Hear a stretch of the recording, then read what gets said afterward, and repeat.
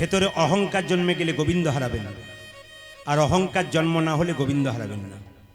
মুখের যার ভাষা ভালো থাকে জীবনে গুরু হয়ে যায়। এদিকে মাইরা, আপনার মুখে মিষ্টি থাকলে গুরু হয়ে যায়। রামকৃষ্ণ পরমহংসদেব বলেছেন, বাড়িতে যদি কেউ যায় মিষ্টি যদি না থাকে, দুটো মিষ্টি জল দিতে পারিস আর না পারিস, দুটো মিষ্টি কথা অন্তত বলিস।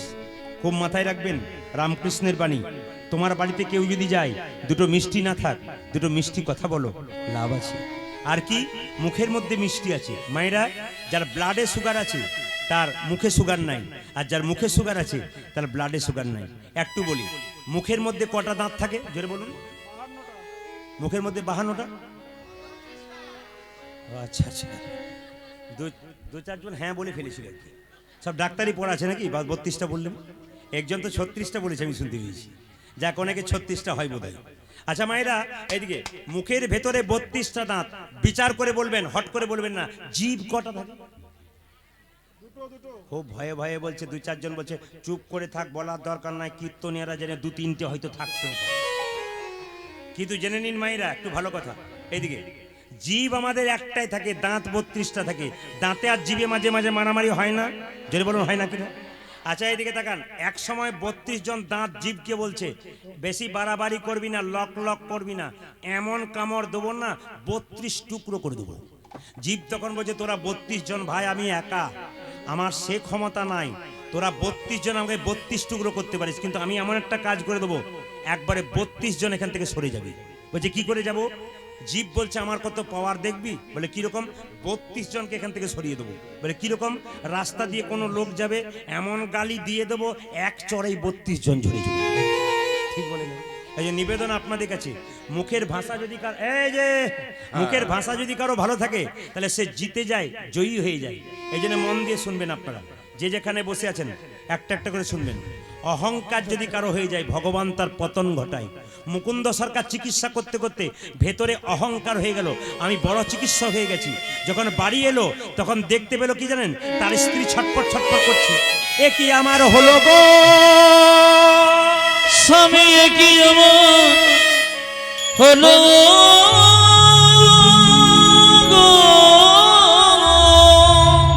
আমার সর্বাঙ্গ যেন জ্বলে যাই, সর্বাঙ্গ যেন জ্বলে যায়। মাইরা, মুকুন্দ সরকার বলছে, চিৎকার করো না, চিৎকার করো না, আমি তোমাকে ভালো করে দেবো। সারা বাংলা চিকিৎসা করছি, তোমার রোগ ভালো করতে পারবে না?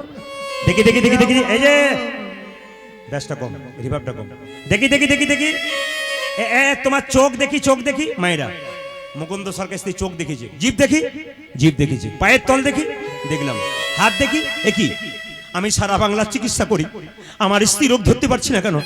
রাত্রিবেলায় মহাপ্রভু মন্দিরে কেঁদে কেঁদে বলল, প্রভু তুমি বলে দাও, প্রভু তুমি বলে দাও। মহাপ্রভু আকাশবাণী করে বলল, মুকুন্দ, আমি যা ভেবেছিলাম তাই হয়েছে। সারা বাংলা চিকিৎসা করতে করতে তোমার ভেতরে অহংকার হয়ে গেছে। মুকুন্দ সরকার কেঁদে কেঁদে বলল, প্রভু আমি ক্ষুদ্র জীব, কখন আমার অহংকার হয় আমি জানি না। যদি আমার অহংকার হয়েছে, আমার অহংকারের পতন ঘটা। ও মায়েরা, এবার সবাই লক্ষ্য করুন, গোপীনাথের জন্ম হবে। মুকুন্দ সরকারকে মহাপ্রভু তার চিবানো পান দিল, বলে এই পানটা তোর স্ত্রীকে দিয়ে দে, রোগ তো ভালো হবে, নতুন লক্ষণ প্রকাশ পাবে, তোর স্ত্রীর গর্ভে আসবে সন্তান। মায়েরা, মুকুন্দ সরকার চিবানো পানটাকে নিয়ে যাচ্ছে। এদিকে মুকুন্দ সরকার স্ত্রীকে চিবানো পান দিল, তার পেটে বাচ্চা এলো। এখানে যারা যারা কীর্তন শুনতে এসছেন তাদের কাছে নিবেদন রইল, একটু মন দিয়ে শুনবেন। পেটের মধ্যে বাচ্চা এলে মেয়েদের 3টে নিয়ম পালন করলে বাচ্চা কৃষ্ণ ভক্ত হয়। একটু আমার দিকে তাকাবেন, এরপর থেকে আমাদের হিন্দু সংসারে একটা করে কৃষ্ণ ভক্ত সন্তান হবে যদি এগুলো প্রয়োগ করতে পারেন। এ কথাগুলো আমার কথা নয়, স্বয়ং অনুকূল ঠাকুরজির কথা। একটু ভালো করে শুনবেন। অনুকূল ঠাকুরজি বলছে, যে মেয়ের পেট, আচ্ছা অনুকূল ঠাকুরজি বলছে, আজকে কেন বিদ্যাসাগরের মতো ছেলের জন্ম নেই, আজকে কেন রবীন্দ্রনাথের মতো ছেলের জন্ম নেই, আজকে কেন নজরুলের মতো ছেলের জন্ম নেই, আজকে কেন বিবেকানন্দের মতো ছেলের জন্ম নেই? কেন? বলছে আকাশে উড়োজাহাজ উড়ে বেড়ায়, সব জায়গায় নামে, জোরে বলবেন হ্যাঁ না না, সব জায়গায় নামে। কোথায় নামে? যেখানে প্ল্যাটফর্ম থাকে সেখানে নামে। মহাপুরুষের আত্মা চারিদিকে ঘুরে বেড়াচ্ছে, নামছে না কেন? ভালো প্ল্যাটফর্ম পাচ্ছে না। হরে কৃষ্ণ। এই দিয়ে তাকাবেন, মায়েদের প্ল্যাটফর্মগুলো ভালো নাই, এই জন্য বাচ্চা ভালো হচ্ছে না। একটু আপনাদের বলে যাই, যে মেয়ের পেটে বাচ্চা আসবে সেই মেয়ে 3টে নিয়ম পালন করলে কৃষ্ণ ভক্ত সন্তান হয়। অনুকূল ঠাকুর বললেন প্রথম নিয়মটা কি, এক এক করে শুনবেন।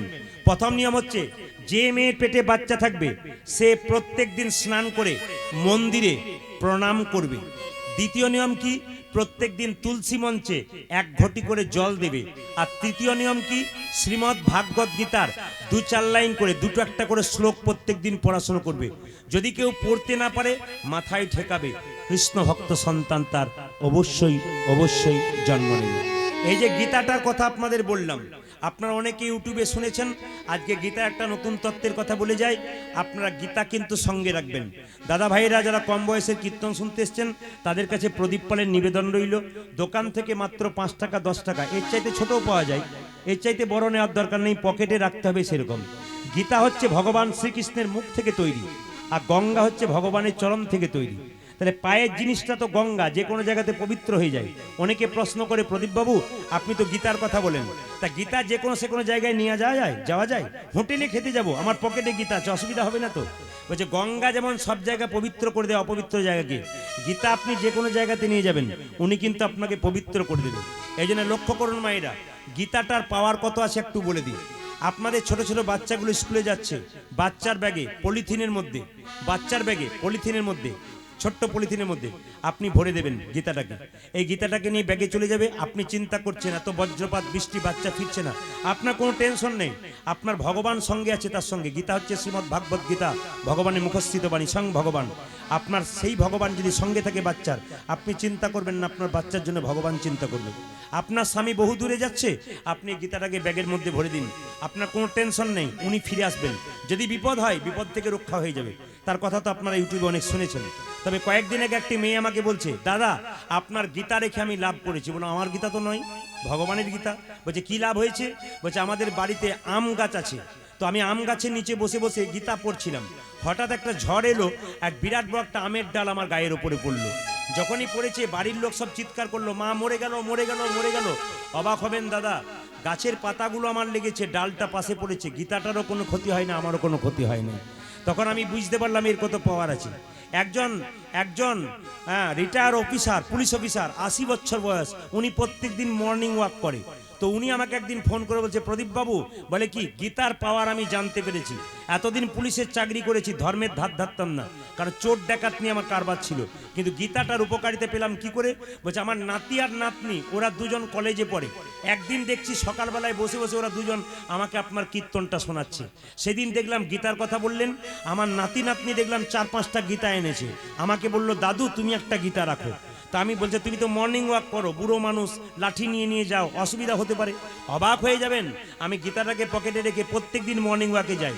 একটা গাড়ি এসে আমার সামনে এত জোরে ব্রেক কষলো, আমি পড়ে গেলাম, লোকে ভাবলো বোধহয় মেরেই দিল আমাকে, কিন্তু আমি বেঁচে গেলাম একমাত্র এইটার জন্য। এই জন্য অনেক উদাহরণ আছে, আপনারা উদাহরণ দেখবেন না, নিজের জীবনে প্রয়োগ করে দেখুন এটার কি লাভ আছে। আপনারা বাড়িতে ছেলে মেয়ের জন্য মিষ্টি আনেন, লজেন্স আনেন, ক্যাডবেরি আনেন, কত জিনিস আপনারা আনেন। আপনাদের একটা অনুরোধ করব, এই গীতা মাত্র 5 থেকে 10 টাকা করে দাম, বাড়ির সবার জন্য একটা করে আনুন, যেন জীবনে আপনাদের উন্নতি হতে পারে। ক্যাডবেরি খাবে, মিষ্টি খাবে, ও শেষ হয়ে যাবে, কিন্তু এটাকে আপনারা রাখবেন, আপনার সংসারে ছেলে মেয়ে সবার উপকার হবে যদি গীতাটাকে আপনারা রাখতে পারেন। এবার বলে দিই আপনাদেরকে, যে যেখানে বসে আছেন, গীতার উপকারিতা কি। গীতার যদি কেউ দ্বিতীয় অধ্যায় পড়েন, দ্বিতীয় অধ্যায়, এই যে বাঁ দিকে কত গণ্ড করে, বাচ্চার হাতে মোবাইল দেবেন না, বাচ্চার হাতে মোবাইল দেবেন না, বারবার বলবো। অনেক মেয়েরা আমাকে বলে, প্রদীপ বাবু আমার ছেলে খালি সকালবেলায় কার্টুন দেখে, কার্টুন। আমরা, আপনি তো রাত 12:30 পর্যন্ত ফেসবুক দেখছেন, তো আপনার কেন কার্টুন দেখবে না নাকি? আপনি দেখছেন, আপনার বাচ্চা দেখবেন। এই জন্য হাততালি দিচ্ছে, দাদারা জানতে পারছে আমাদের ঘরেও এরকম হয় না, সব ঘরে হয়, আপনাদের নয়, সব ঘরে। হোয়াটসঅ্যাপ দেখছে, ফেসবুক দেখছে, আর বাচ্চার ঘাড়ে দোষটা দিচ্ছে। তবে একটা কথা বলে রাখি, বাচ্চা মেয়েকে, বাচ্চা ছেলেকে দেবেন না মোবাইল যতক্ষণ না তাদের ম্যাচুয়ার ব্রেন হয়। যতক্ষণ তারা সেটাকে প্রয়োগ করতে পারে, ভালো জানতে পারে। কারণ একটা জায়গায় কীর্তন করতে গেলাম, ওনার একটা সুন্দর মেয়ে ছিল, জিজ্ঞেস করলাম আপনার মেয়েটা কই? বলছে আর বলবেন না প্রদীপবাবু, 1500 টাকাতে বিয়ে হয়ে গেছে। আমরা বুঝতে পারলাম না। বলছে সবাই মোবাইল কিনছে, আমার মেয়েও বললো একটা জিও মোবাইল কিনে দাও। টিপ টিপ করে টিপতে টিপতে রং নাম্বারে লেগে গেল। একদিন দেখলাম ঘরে নাই, পালিয়ে গেছে, 1500 টাকায় বিয়ে হয়ে গেল। আপনাদের কাছে নিবেদন রইল, এক বিপদ হবে নারে সুবাদ হবে। জোরে বল রাধা রানী কি, শ্যাম সুন্দর কি, মদন মোহন কি, হরিবাসর কি। মেয়েদের পেটে বাচ্চা থাকলে আরেকটা নিয়ম করতে হবে। সেই নিয়মটা কি? আমার দিকে তাকান। সেই নিয়মটা হচ্ছে তুলসী গাছে জল দিতে হবে। আপনার তুলসী মন্দিরে জল দেন তো? জোরে বলুন হ্যাঁ না না। আচ্ছা এবার থেকে বলুন, ভিজে কাপড়ে দেন না শুকনো কাপড়ে দেন? আগে তো আপনারা ভিজে কাপড়ে দিতেন নাকি? কিন্তু ভিজে কাপড়ে দিলে কি লাভ হয়? ক্ষতি হয়। কেন? আপনার ভিজে কাপড়ের জল পায়ে ঠিকবে, সেই পায়ের জল মন্দিরে পড়বে, আপনার অন্যায় হবে। দাদা ভাইরা, যে যা কাজ করুন না কেন, দুপুরবেলায় স্নান করেছে, আপনি তো খেতে বসছেন, তার আগে 2 মিনিট সময় নিন, মন দিয়ে একটু তুলসী মন্দিরে জলটা দিয়ে হরে কৃষ্ণ নামটা ঘুরে ঘুরে করুন। আপনার ছেলে মেয়ে বড় হচ্ছে, বাবাকে দেখে শিখবে। বাবা যদি করে, ছেলে অবশ্যই করবে। এই জন্য আপনাদের কাছে নিবেদন রইল, মায়ের কাছ থেকে বাচ্চা শেখে আচার, আর বাবার কাছ থেকে বাচ্চা শেখে বিচার।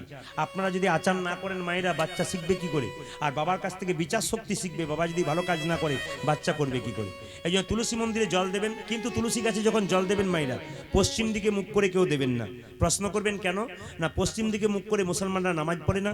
ওদিকে ওদের একটা কাবা মসজিদ আছে, ওটাকে লক্ষ্য করে নামাজ পড়ে। আর হিন্দুদের জন্য বললো পূর্ব দিকে সূর্য উদয় হয়, তাই সূর্যকে পিছু করে হিন্দু কোনো কাজ করবে না। পশ্চিম মুখে আপনি কোনো ভালো কাজ করবেন না, শাস্ত্র বলছে। কিন্তু ভগবান সব দিকে আছে, কিন্তু শাস্ত্র বললো সূর্যদেব প্রধান পূর্ব দিকে ওঠে, ওকে পিছন করে কোনো কাজ করা চলবে না। দ্বিতীয় নিয়মটা শুনে রাখুন। আপনি তুলসী মন্দিরে যখন জল দেবেন, পাতা তুলবেন। পাতা তুলতে তুলতে পাতা বা গাছের ডাল যদি ভুল করে ভেঙে যায়, কৃষ্ণের অঙ্গে আঘাত করা হয়। এইদিকে পাতা যখন তুলবেন, পাতা ভাঙতেই পারে তুলতে তুলতে, একটা নাম করতে করে তুলবেন, হরে কৃষ্ণ কৃষ্ণ কৃষ্ণ হরে হরে, হরে রাম রাম রাম হরে। এই নাম করতে করতে পাতা তুলবেন। বেশ, পাতা তোলা আপনার হয়ে গেল। এবার কি করবেন? আপনি তুলসী গাছে জল দেবেন গলায় গামছা দিয়ে। তুলসী পাতা যখন তুলবেন, তখন আপনার নিয়ম আছে, কিন্তু আমার দিকে তাকান না। গলায় কাপড়টা দেবেন, দাদা ভাইরা গলায় গামছা দেবেন, কিংবা এই যে দাদা আমাদের গলাতে একটা উন্নি নিয়ে আছে, এই উন্নি রকম একটা জিনিস নেবেন। কেন? গলায় এটাকে নেওয়া মানে কি? বিনয়ী ভাব হওয়া। বৈষ্ণবরা এটাকে নেয় কেন? বিনয়ী ভাব হওয়া। মায়েরা গলায় কাপড়টা নেন কেন? যখনই নেবেন গলায় কাপড়, না বিনয়ী ভাব। আমাদেরকে কোনো ছেলে যদি বাবা মা মারা যায় না, ভোজ হয়, তখন সবাই বলে যা যা, বলে কার কাছে যা? যারা খাচ্ছে তাদের কাছে যা। কেন? একবার গিয়ে বল, সেবা ভালো হচ্ছে তো, সেবা ভালো হচ্ছে তো। ভালো না হলে আপনি কি বলবেন? না না, খুব ভালো হচ্ছে, খুব ভালো। মানে ওর যে বিনয়ী ভাব, ওতে খাবারে নুন বেশি হয়ে গেলে আপনি বলবেন না না ভালো। কেন বলুন তো? বিনয়ী ভাবটার দরকার আছে। যেখানে বিনয়ী ভাব, সেখানে সব জয় হয়ে গেছে। তো মায়েরা, আপনার তুলসী পাতা যখন তুলবেন, ফুল গাছ থেকে ফুল তুলবেন, তখন এইটা বলে তুলবেন। কোনো জায়গা থেকে না বলে তুললে চুরি করে হয় না? জোরে বলুন। কারো কাছ থেকে কিছু না বলে নিলে কি হয়? চুরি করা হয়। আপনি গাছ থেকে যখন পাতা তুলবেন, তুলসী গাছ থেকে, প্রথমে এই কথাটা বলবেন, তারপর তুলবেন। হট করে তুলবেন না। কি বলবেন? হে বৃক্ষ মাতা, তুমি যে বক্ষ বিদীর্ণ করে, হে বৃক্ষ মাতা, তুমি যে বক্ষ বিদীর্ণ করে দিয়েছো পাতা, আমি গোবিন্দের সেবায় লাগাবো। সেই পাতা তুলতে গিয়ে তোমার যদি আঘাত হয়, নিজ গুণে ক্ষমা করে দাও। ফুল গাছ থেকে ফুল তুলবেন, ওই একই কথা। হে বৃক্ষ মাতা, তুমি যে বক্ষ বিদীর্ণ করে ফুল দিয়েছো, এই ফুল গোবিন্দ সেবায় লাগাবো। যদি কোনো অপরাধ হয়ে থাকে, নিজ গুণে ক্ষমা করে দাও। এইভাবে পাতাটা তুলবেন। তবে বলে রাখি, পাতা যখন তুলবেন মায়েরা, কিভাবে তুলবেন? সবসময় তুলবেন এই আঙুলটা সাহায্য নিয়ে, এইভাবে বাঁ হাতে ধরবেন, আর এই আঙুল দিয়ে একটা একটা করে পাতা তুলবেন। কিন্তু বলে রাখি, আপনারা হরে কৃষ্ণ, পাতা তুলবেন না কি কি বার? তুলসী পাতা কি কি বার তুলতে নেই? আমাবস্যার দিন, পূর্ণিমার দিন, একাদশী নয়, আমাবস্যার দিন, পূর্ণিমার দিন। একাদশী নিয়ে দুটো মত আছে। কেউ কেউ বলে তুলতে পাওয়া যায়, আমাদের হিন্দুদের তো যত মত তত পথ। তবে একাদশীর দিন আপনার তোলার কোনো দরকার নেই। একাদশীর দিন আপনি তুলবেন না, দ্বাদশীর দিন তুলবেন না, অমাবস্যার দিন তুলবেন না, পূর্ণিমার দিন তুলবেন না, রবিবার দিন তুলবেন না, সংক্রান্তির দিন তুলবেন না।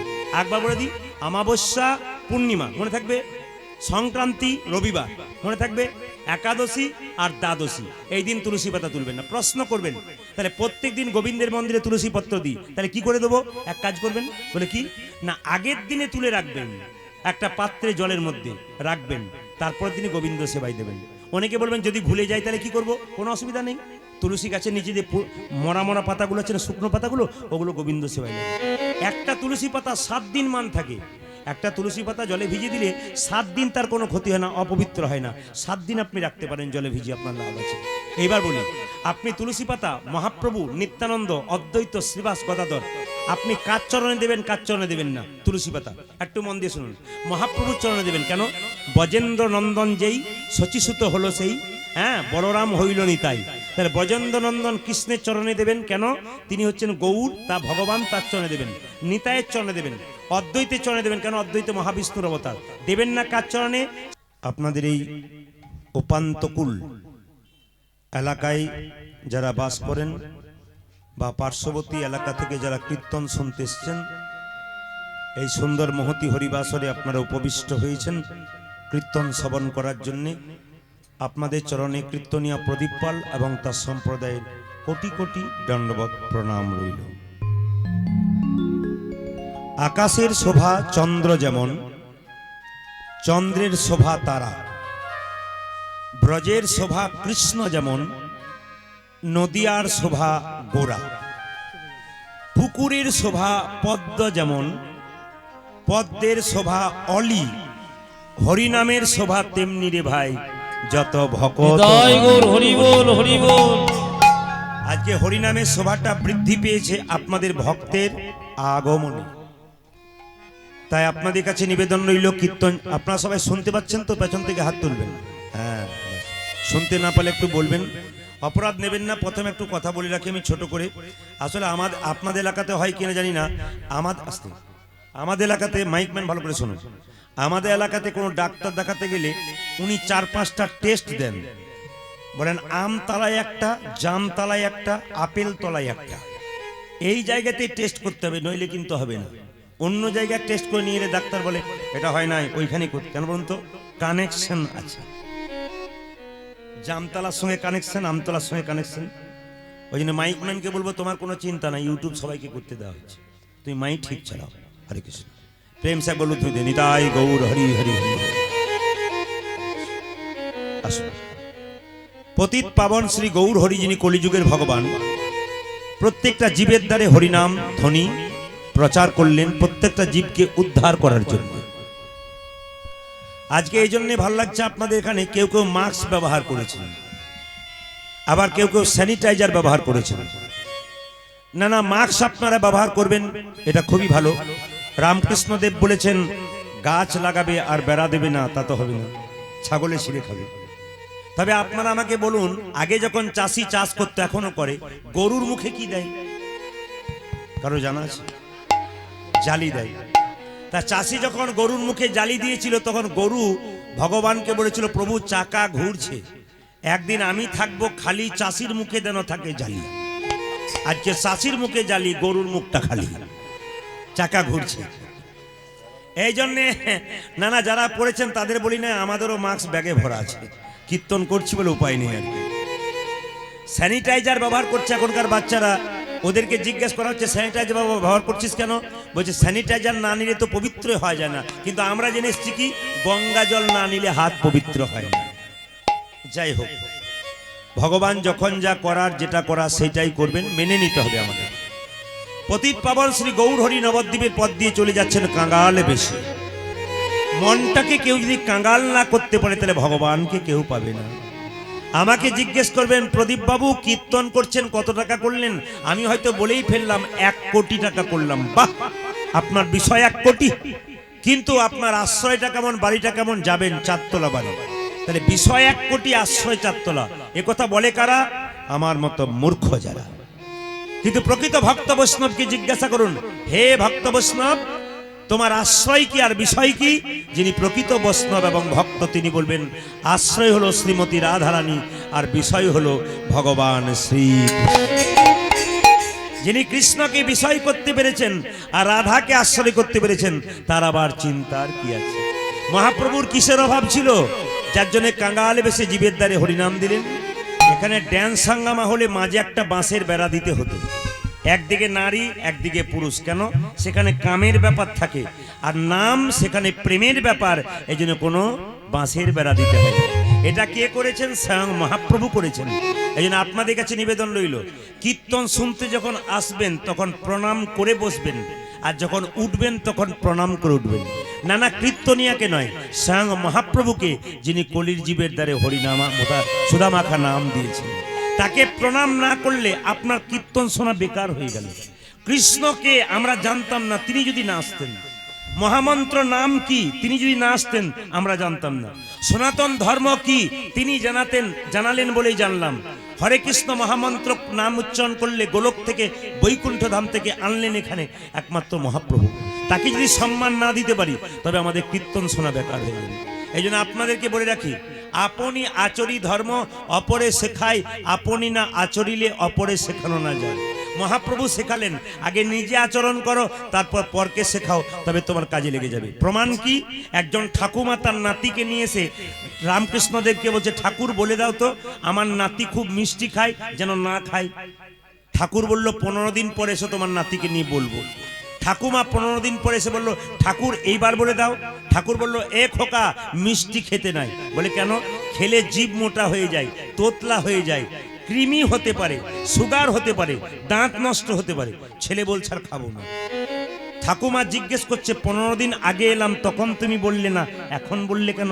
ঠাকুর বলছে, আমি তো 15 দিন আগে নিজেই মিষ্টি খেতাম, আগে মিষ্টি খাওয়া ছাড়লাম, তারপর বললাম। এই জন্য আপনাদের কাছে নিবেদন রইল, আপনারা আগে করবেন তবে তোরা করবে। এই দেখুন, হরিনাম জোরে করবেন, চুপচাপ নয়। চুপচাপ করলে, মনে মনে করলে আপনার হবে, আর জোরে জোরে করলে আপনার তো হবে। আপনার দ্বারা শুনবে যারা, তাদেরও হবে। ওরা যদি না শোনে ঠাট্টা করে করুক, কিন্তু পশু পাখি কীটপতঙ্গ এরা তো শুনবে। এই জন্য আপনি চুপচাপ বললে 1 গুণ লাভ পেলে, উচ্চস্বরে বললে আপনি 100 গুণ লাভ করবেন। নিতাই চাঁদকে বলল, দাদা তুমি এক কাজ করবে, জীবের দ্বারে হরিনাম দাও। বলছে ঠিক আছে, যদি কেউ না নেই কি করব? দাদা প্রথমে ধরিবে হাতে। মহাপ্রভু যখন কীর্তন করতেন হাত নিচু করে না হাত উঁচু করে, জোরে বলবেন। যারা অন্ধকার আছে তারা মনে মনে ভাবছে বাঁচলাম না, উনি দেখতে পাচ্ছেন না, বাঁচলাম না। আর যারা আলোতে বসছে তারা মনে মনে ভাবছেন বেকার আলোতে বসলাম। না না, এই জন্য কীর্তন করতে আসছিলাম, বাদল জানার সঙ্গে যখন নামলাম তখন একটা মেয়েকে বলছে, দিদি সামনে বসিস না, পা মেলে বসতে পাবি না, খালি উলুধ্বনি আর হরিধ্বনি। শেষে বসবি, সময় মতো পালাবার সুযোগ পাবি। এই জন্য যারা চালাক পাটি তারা শেষে, আপনাদের বলি নাই জায়গা পান নাই বলি আর কি, শেষে যারা বসে সময় মতো পালাবার সুযোগ পায়। আর মাঝখানে যারা বসে উপায় নাই কোনো। না না, মাঝখানে যারা বসে তারা তো প্রকৃত ভক্ত। না না, পেছনে যারা বসছেন তারা নয়, তা নয়। পেছনে বসুন আর আগে বসুন। পাকা ভক্ত যারা হয়, পিচ রাস্তার মাটিতে বা রোডের মাঝ রাস্তায় বসলেও সে কীর্তন শোনে। কেন? মধুকর ভ্রমর মধু পান করে। যারা চালাক হয় ঠিক ঠিক জায়গায় বসে মধু পান করে। আপনার কৃষ্ণ রসে সুধা পান করবেন, যারা চালাক ব্যক্তি ঠিক নিয়ে নেবে। তা মহাপ্রভু যখন কীর্তন করতেন হাতটা উঁচু করে, নাকি? জোরে বলুন হ্যাঁ না না। তো একজন ভক্ত জিজ্ঞেস করছে, ঠাকুর তুমি যে হাতটা তুলে আছো তোমার হাতে ব্যথা হয় না? বলে হয় না। আবার বলে তাহলে নামাও। বলে নামাবো কি করে, তোরা তুলছিস না ওই জন্য নামাচ্ছি না। একজন ভক্ত বলো, ঠাকুর এই দেখো তুলে দিলাম, এবার নামাও। বলছে তুই তো তুললি, তোদের পেছনে যারা আছে তারা তুলছে না। আপনাদের বলি নাই, বলছে তোদের পেছনে যারা আছে তারা তুলছে না। বলছে তারা তুলবে না মানে? বলছে আমি হাতটা তুলে আছি সব সময়, কেন জানিস? তোরা তো আমাকে দেখে হাত তুললি, কিন্তু পরের জন্মে যারা জন্ম নেবে আমার হাত যদি তোলা না থাকে তারা হাত তুলবে না। তাই জন্ম জন্মান্তর ধরে হাত আমি তাই শুধুমাত্র আমাদের মঙ্গলের জন্য মহাপ্রভু হাত তুলে আছে তা নয়, প্রত্যেকটা জীব জগতের মঙ্গলের জন্য তিনি হাতটা তুলে আছেন। ও মায়েরা, হাত আমরা তুলি কখন? যখন দেখবেন রাস্তায় টোটো অটো পেরিয়ে যায়, ও দাদা বাজারে যাব, হাত তুলি। আর হাত তুলি কখন? যখন কেউ জলে ডুবে যায় আর উঠতে পারে না, তখন দেখবেন হাত তুলে। কেন? যদি কেউ বাঁচায় এরকম করে হাত তুলি। আর হাত তুলি কখন? যখন দেখবেন কেউ মাথায় করে হাতে করে বোঝা নেই, তখন হাত তুলি। তাহলে প্রশ্ন করবেন, মহাপ্রভু কি জলে ডুবে যাচ্ছিল? জোরে বলুন হ্যাঁ না না, জলে ডুবে যাচ্ছিল। আচ্ছা, তাহলে মহাপ্রভুর হাতে কি বোঝা ছিল? আপনারা বলছেন না, কিন্তু ছিল। বলবেন কি করে দেখতে পেলেন আপনি? কই আমরা তো দেখতে পাচ্ছি না। ও মাইরা, সব চোখে দেখা যায় না। যে চোখে টিভি সিরিয়াল দেখে ওই চোখে ভগবান দেখা যায় না। এই দিকে তাকাবেন। তাহলে কি সিরিয়াল বন্ধ করবেন? তা নয়, মহাপ্রভু সিরিয়াল দেখবেন, ভালো সিরিয়াল দেখবেন। এমন সিরিয়াল দেখবেন না একটি মেয়ের 3টে স্বামী আর 3টে মেয়ের 4টা স্বামী, এই কাহিনী শুনবেন না, তাহলে গন্ডগোল আছে। নিবেদন আপনাদের সামনে, এইগুলো দেখে দেখেই তো সমাজ নষ্ট হচ্ছে। আর যারা লিখছে প্রচার করছে কত খারাপ জিনিস করছে আমাদের সমাজকে। এই জায়গাতে আসুন, মানুষ বনে যাবেন। এই জন্য হাতটা তুলে আছে, কি করে দেখবেন? কোন চোখে দেখবেন? হাত কেটে গেল খালি চোখে দেখা যায়, হাত কেটে হাড় ফেটে গেছে খালি চোখে দেখা যায়, জোরে বলুন। তাহলে কি করবেন? ডাক্তারের কাছে গিয়ে এক্স-রে করবেন, তবে বুঝবেন হাড় ফেটেছে কিনা। তাহলে আমরা কখন দেখতে পাবো মহাপ্রভুর ভাবটা? বলছে গুরুরূপী ডাক্তারের কাছে গিয়ে কেউ যদি প্রেমরূপী নয়নের উন্মিলন করতে পারে, একমাত্র মহাপ্রভুর ভাব তারাই বুঝবে। এই জন্যে মহাপ্রভু হাতটা তুলে আছে, কেন? বোঝা নিয়েই যাচ্ছে। কিসের বোঝা? বাবা যখন মেয়ের বাড়ি যায়, আপেল কলা লেবু থলেতে নিয়ে যায়, মিষ্টি নিয়ে যায়, দেখা যায়। একটা জিনিস মেয়ের জন্য নিয়ে যায়, ওটা দেখা যায় না, অনুভব করতে হয়। কি বলুন তো? প্রেম আর ভালোবাসা। বাবা মেয়ের প্রতি যে প্রেম আর ভালোবাসা, ওটা অনুভব করতে হয়। তাই নিতাই চাঁদ কি করছে? জীবের দ্বারে প্রেম দিচ্ছেন। আমাদের কাছে নিবেদন রইল, হিন্দু সনাতন ধর্মকে শক্ত করুন। এই যে হিন্দু সনাতন ধর্মকে শক্ত করুন, নইলে ঠকতে হবে আপনাদেরকে। একটু মন দিয়ে শুনবেন। একজন মুসলমান বিদেশ থেকে এখানে আসুক, পরিচয় থাকার না থাক, এই দেশের মুসলিমকে দেখলে বলে আসসালাম আলাইকুম, আরেকজন বলে ওয়ালাইকুম সালাম। তার মানে কি? বাংলাটা কি? ঈশ্বর তোমার মঙ্গল করুন। আরেকজন বলে ঈশ্বর তোমার মঙ্গল করুন। ওদের মধ্যে ভালোবাসা জন্মে যায়, এক হয়ে যায়। আর লজ্জা আমাদের, কি বলুন তো? আমি যদি বীরভূম থেকে এসে আপনার দরজায় গিয়ে বলি দাদা জয় নিতাই, উনি তখন আবার বলেন গুড মর্নিং, ভালো আছে। আমি জয় নিতাই বলছি, উনি গুড মর্নিং বলছেন। আচ্ছা বলুন তো, কালকে রাত্রিতে আপনার বাড়িতে চুরি হয়ে গেছে, আজ সকালে গিয়ে যদি বলি দাদা গুড মর্নিং, ভালো আছেন, আপনার মর্নিংটা গুড। কিন্তু যদি মর্নিংটা গুড হোক আর ব্যাড হোক, যদি একবার জয় নিতাই বলতে পারি, আপনার যতই দুঃখ হোক একটু মাথাটা নিচু করে জয় নিতাই অন্তত বলবেন। এই জন্য আপনারা কাল থেকে যে যাকে দেখবেন, আমার নিবেদন রইল অন্তত জয় নিতাই বলবেন। যদি আপনি বলেন, ও যদি বলে বাবা তুই আবার কবে থেকে ভক্ত হয়ে গেলি, ও বলুক। ও 5 বার বলতে বলতে একবার দেখবেন জয় নিতাই বলবে। আর ও যদি একবার বলা শুরু করে, ও আর ভুলতে পারবে না। এই জন্য মহাপ্রভু বলেছেন বারবার বলো, বারবার বলো। দেখবেন মায়েরা, জীব যখন তেতো হয়ে যায় জ্বরের সময়, ডাক্তার তখন বলে বারবার মিছরি খাও, তেতো জীব মিষ্টি হবে। ও মায়েরা, যার এখনো জীব তেতো, হরিনাম ভালো লাগে না, বারবার নিতাই চাঁদের নাম করবে, হরিনাম করবে, করতে করতে তেতো জীব এক সময় মিষ্টি হয়ে যাবে। তখন সে হরিকে আর ভুলতে পারবে না। কীর্তন শুরু হবার 2 ঘন্টা আগে থেকে হরিবাসরে বসে থাকবে। এই জন্যে আপনাদেরকে বলে রাখি, এমন ভক্ত আছে আগামী বছর বায়না করছে। তারা বলছে প্রদীপ বাবু আগামী বছর শিবরাত্রিতে আমাদের মেয়েরা বলে উনি যদি আসেন 3 ঘন্টা আগে থেকে চাটাই পেতে বসে থাকবে। কবে হবে, মরবে না বাঁচবে, অপেক্ষা করে আছে 3 ঘন্টা। কেন বলুন তো? ভিজে গেছে, এমন ভিজে গেছে যে ভেতরে যা ঢুকে গেছে তার আর বেরোবে না। এই জন্য আপনাদের এখানে আমার খুব ভালো লাগছে, কোনো মা, কোনো দাদা ভাইরা তিলক করেছে, খুবই ভালো লাগছে। তিলক করবে না তো? একজন মুসলমান চেনা যায় দাড়ি, হ্যাঁ, এবং টুপি দেখে। একজন হিন্দু চেনা যায় তিলক আর মালা দেখে। প্রত্যেকটি মুসলমান মসজিদে গেলে টুপি নেয়। আমাদের সবচাইতে লজ্জার ব্যাপার, মন্দিরে গেলে আমরা তিলক নিলে পাছে লোকে কিছু বলে, এই জন্য আমরা নিতে পারি না। দেখবেন কেউ যদি হরিনাম করে, তার পেছনে 5টা লোক লেগে যায়। এইটাই আমাদের লজ্জার ব্যাপার, অন্য কিছু ব্যাপার নেই। আপনি একটু ভালো কাজ করুন, ভালো হরিনাম করুন, আপনার পেছনে দেখবেন 5টা লোক লেগে যাবে, যাতে এটাকে বন্ধ করা যায়। এইটাই আমাদের সবচেয়ে লজ্জা। এগুলোকে ঠিক না করতে পারলে কোনদিন সনাতন ধর্ম টিকবে না। আপনারা কি ভাবছেন যে ইটের ওপরে ইট সাজালে দেওয়াল তৈরি হয়? ইট আর ইটের ফাঁকে মশলা দিতে হয়, তবে দেওয়াল পাতা হয়। একজনের অনেকগুলো ভক্ত হয়েছে বলে হিন্দু সনাতন ধর্ম বেঁচেছে তা নয়। আপনার আমার মধ্যে যদি প্রেমের মশলা থাকে, তবে আমাদের সনাতন ধর্ম নিতাই গৌর। এই জন্য কাল থেকে একজনকে দেখলে জয় নিতাই বলবেন। কি বলবেন জোরে বলুন তো? অন্ধকারে যারা বসে আছে তারা মনে মনে ভাবছে যাক, জোরে বলবেন সবাই। কি বলবেন কাল থেকে? হ্যাঁ, একটু জোরে বলুন। কাল থেকে বলুন আর না বলুন, আজ বলি দিলাম, তারপর যা হলো হলো। ভিজিয়ে তো দিলাম। জোরে বলুন নিতাই চাঁদ কি, শ্যাম সুন্দর কি, মদন মোহন কি, বলুন রাধা রানী কি, যাক, যে পরিমাণ ভক্ত হয়েছে একটু জোরে আশা করছি। শ্যাম সুন্দর কি, যাক পেরেছে। রাধা মাধব কি, বাহ।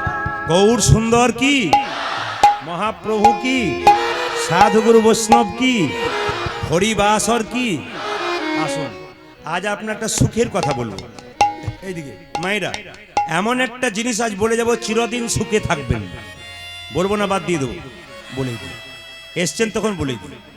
আচ্ছা, আস্তে আস্তে আমাদের এইদিকে আমাদের তারাপীঠ নাম শুনেছেন? জোরে বলুন। তো অনেক দিন আগে আমাদের তারাপীঠ, যদিও আমার বাড়ি থেকে 90 কিলোমিটার দূরে, তবে একটু বলি। একবার তারাপীঠ এলাকাতে গান করতে গিয়েছিলাম, অনেক দিন আগেকার কথা। তখন দোকানদাররা বহু বহু জিনিস এখনো বিক্রি করে, আপনারা গেলে দেখবেন। তো একজন দোকানদার চিৎকার করে ডাকছে, দাদা আসুন, 10 টাকাতে চিরকাল বসে খাবেন। আমি মনে মনে ভাবলাম, 10 টাকা দিয়ে চিরকাল বসে খেতে রাত জেগার কীর্তন করে কি লাভ আছে? হ্যাঁ, ও দাদা আসুন, 10 টাকাতে চিরকাল বসে খাবেন। এখন যেই না ডেকেছে, এদিকে তাকান, যেই না ডেকেছে, এ বের কর। আচ্ছা 10 টাকা বের কর, 10 টাকা বের কর। এখন যখন আনন্দ করে 10 টাকা করে বের করেছি, ও বেটা কি করেছে, ও বেটা কি করেছে না, একটা বস্তার ভেতর থেকে শক্ত একটা কাঠের পিঁড়ে, মানে চৌকি বের করে বলল, 10 টাকাতে চিরকাল বসে খাবে। ও ঠিক বলে নাই? আমরা তো চমকে গেলাম, ও লাইনের কথা বলিস। এই জন্য আপনাদের আজকে একটা এমন কথা বলবো, চিরকাল সুখে থাকবেন, ওই রকম কথা নয়। আশ্রয় লইয়া ভজে যে, আশ্রয় লইয়া ভজে যে, তারে কৃষ্ণ নাহিতে, তারে কৃষ্ণ নাহিতে যে, বাকি বাকি সব সব মরে অকারণ।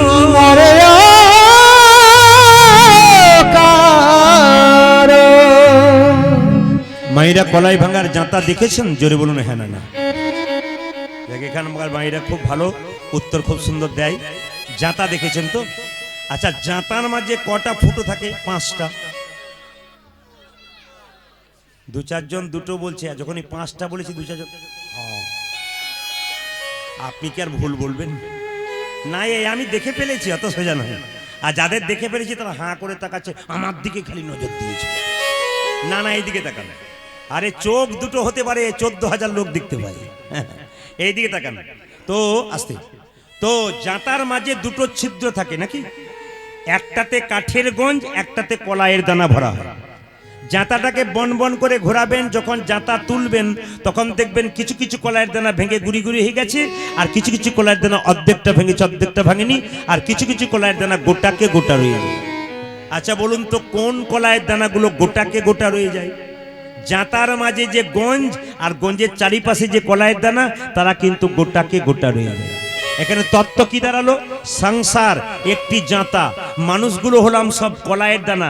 সংসার জাঁতাটা ঘুরছে, যে সমস্ত ভক্ত কলাইয়ের দানা সংসার জাঁতার মাঝে গঞ্জ নামক গুরুকে আশ্রয় করেছে আর গোবিন্দ ভজনা করছে, একমাত্র তারাই গোটাকে গোটা রয়ে গেছে।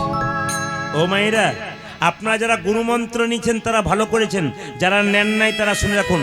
গু মানে অন্ধকার, রু মানে আলো। যিনি অন্ধকার থেকে আলোর পথে নিয়ে যান তিনি গুরু। রামকৃষ্ণ পরমহংসদেব বললেন, গুরু হলো ঘটক। ঘটক মানে কি? মেয়ে আর ছেলের বিয়ের মাঝে একজন থাকে, একে ঘটক বলা হয়। ভক্ত আর ভগবানের মিলনের মাঝে একজন থাকে, তাকে গুরু বলা হয়। আপনি যখন থেকে গুরু মন্ত্র নেবেন তখন থেকে ভগবানের মন্দিরে প্রসাদ নিয়ে যাবার অধিকার পাবেন। আপনি গুরু মন্ত্র না নিলে যতই মন্দিরে ফল নিয়ে যান, ভগবান গ্রহণ করবে না। আপনি গুরু মন্ত্র না নিলে একজন ভক্ত বৈষ্ণব জিজ্ঞেস করবে, মা তোমার বাড়িতে সেবা হবে একটু, এসেছি অনেক কষ্ট করে। আপনি তো বলবেন হ্যাঁ হবে, কিন্তু উনি জিজ্ঞেস করবেন দীক্ষা হয়েছে তো? যখন আপনি বলবেন না হয়নি, তখন উনি বলবেন তোমার হাতে জল সেবা পর্যন্ত করব না। মানুষ কুলে জন্ম নিয়ে শুধু নিজেই খেলেন না নিজেই পড়লেন, সাধুগুরু বৈষ্ণবের সেবা করতে পারলেন না, এর চাইতে দুঃখের আর কি হতে পারে? এই জন্য আপনাদের কাছে নিবেদন রইল, আপনারা গুরু মন্ত্র নিয়ে নেবেন। তবে এ নয়, রামকৃষ্ণ ঠাকুর দক্ষিণেশ্বর কালী মন্দির গঙ্গার ঘাটে বসে আছে, তার পাশে নরেন মানে বিবেকানন্দ বসে আছে। নরেন জিজ্ঞেস করছে, ঠাকুর মন্ত্র নেবো তো গুরুর কাছে নেবো কেন? যে বইতে মন্ত্রটা লেখা আছে ওটা বলে দাও, মুখস্থ করে পড়ে নেবো, তাহলে আমি গোবিন্দ পেয়ে যাব। রামকৃষ্ণ কত বুদ্ধিমান দেখুন। পরমহংসদেব এমনি হয়নি, তিনি বোঝালেন, ওরে নরেন, গুরুর কাছ থেকে নিলেও তুই গোবিন্দ পাবি, আর বই থেকে মুখস্থ করে পড়লেও তুই গোবিন্দ পাবি। বলছে তাহলে গুরুর কাছে নিয়ে কি লাভ আছে? টাকা পয়সা চালটা জিনিস লাগবে, দরকার নাই, মুখস্থ করে বলে দেবো, বইটার নাম বলে দাও। ঠাকুর বলল, এই দেখ আবার বলি তোকে, গুরু মন্ত্র গুরুর কাছে নিলেও তুই যাবি, আর গুরুর কাছে না নিলেও হ্যাঁ বই পড়ে মুখস্থ করলেও তুই গোবিন্দের কাছে যাবি। বলছে কি রকম বলতো নরেন?